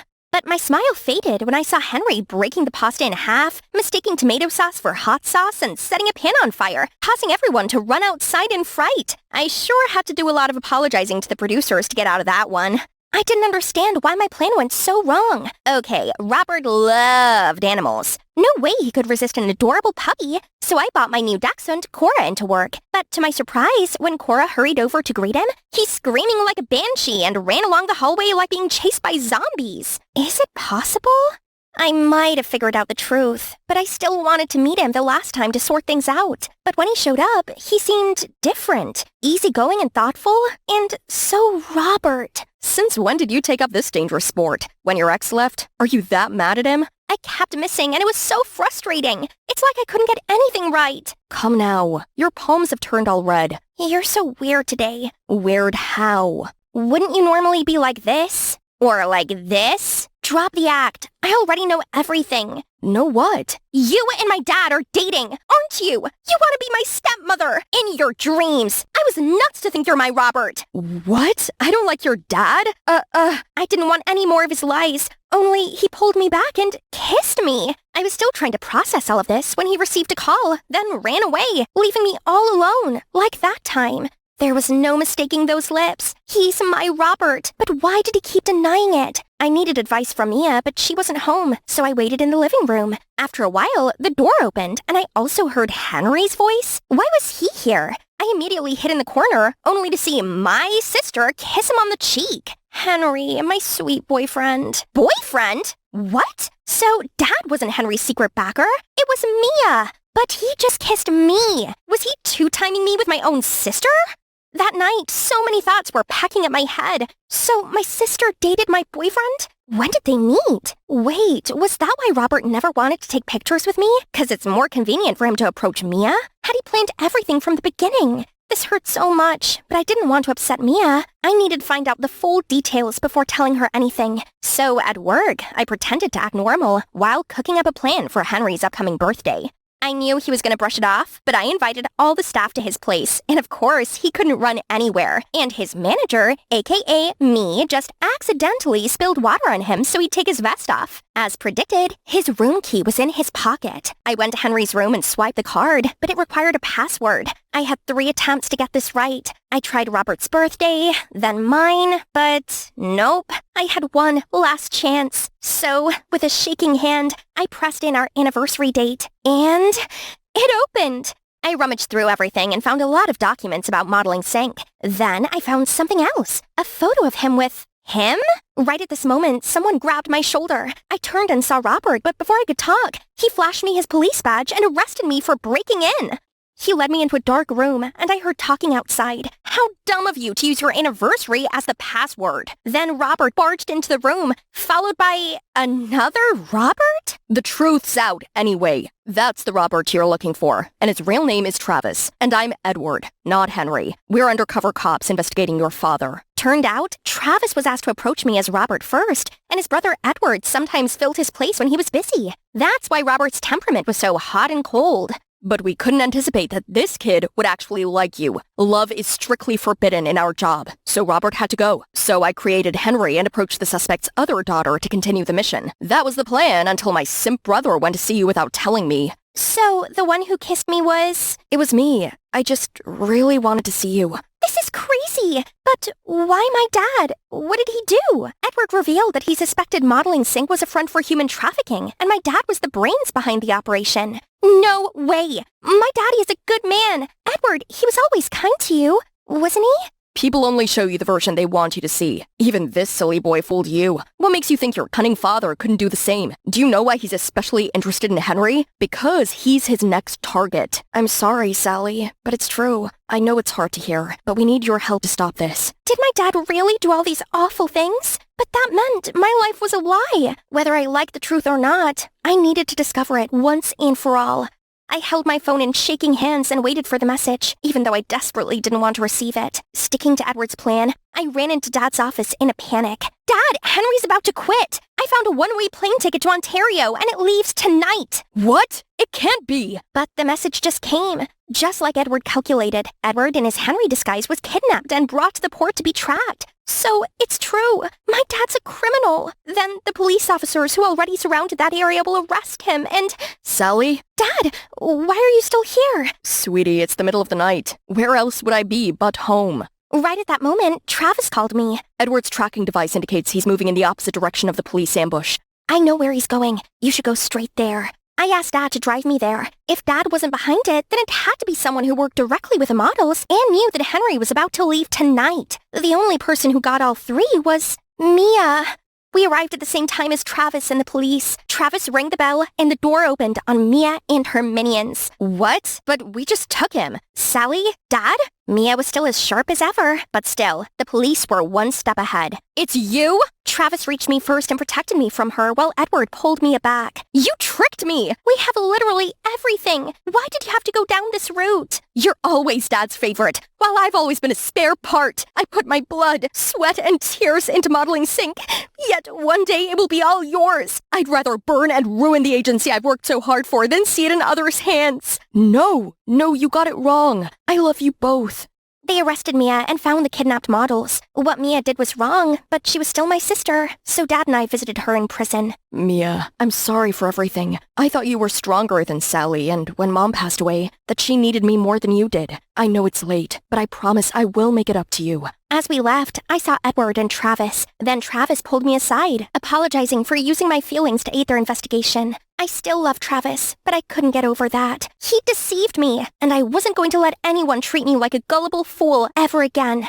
So I quit my job at the company and decided to leave my comfy, overprotected nest to experience the real world. After everything that had happened, I maintained my own belief that after the storm, the sun always comes up. I studied abroad, participated in multiple charity organizations, and became a teacher in remote areas. And one time, while I was teaching in a remote jungle location, I bumped into a familiar face. Don't worry, I'm not running into you again this time.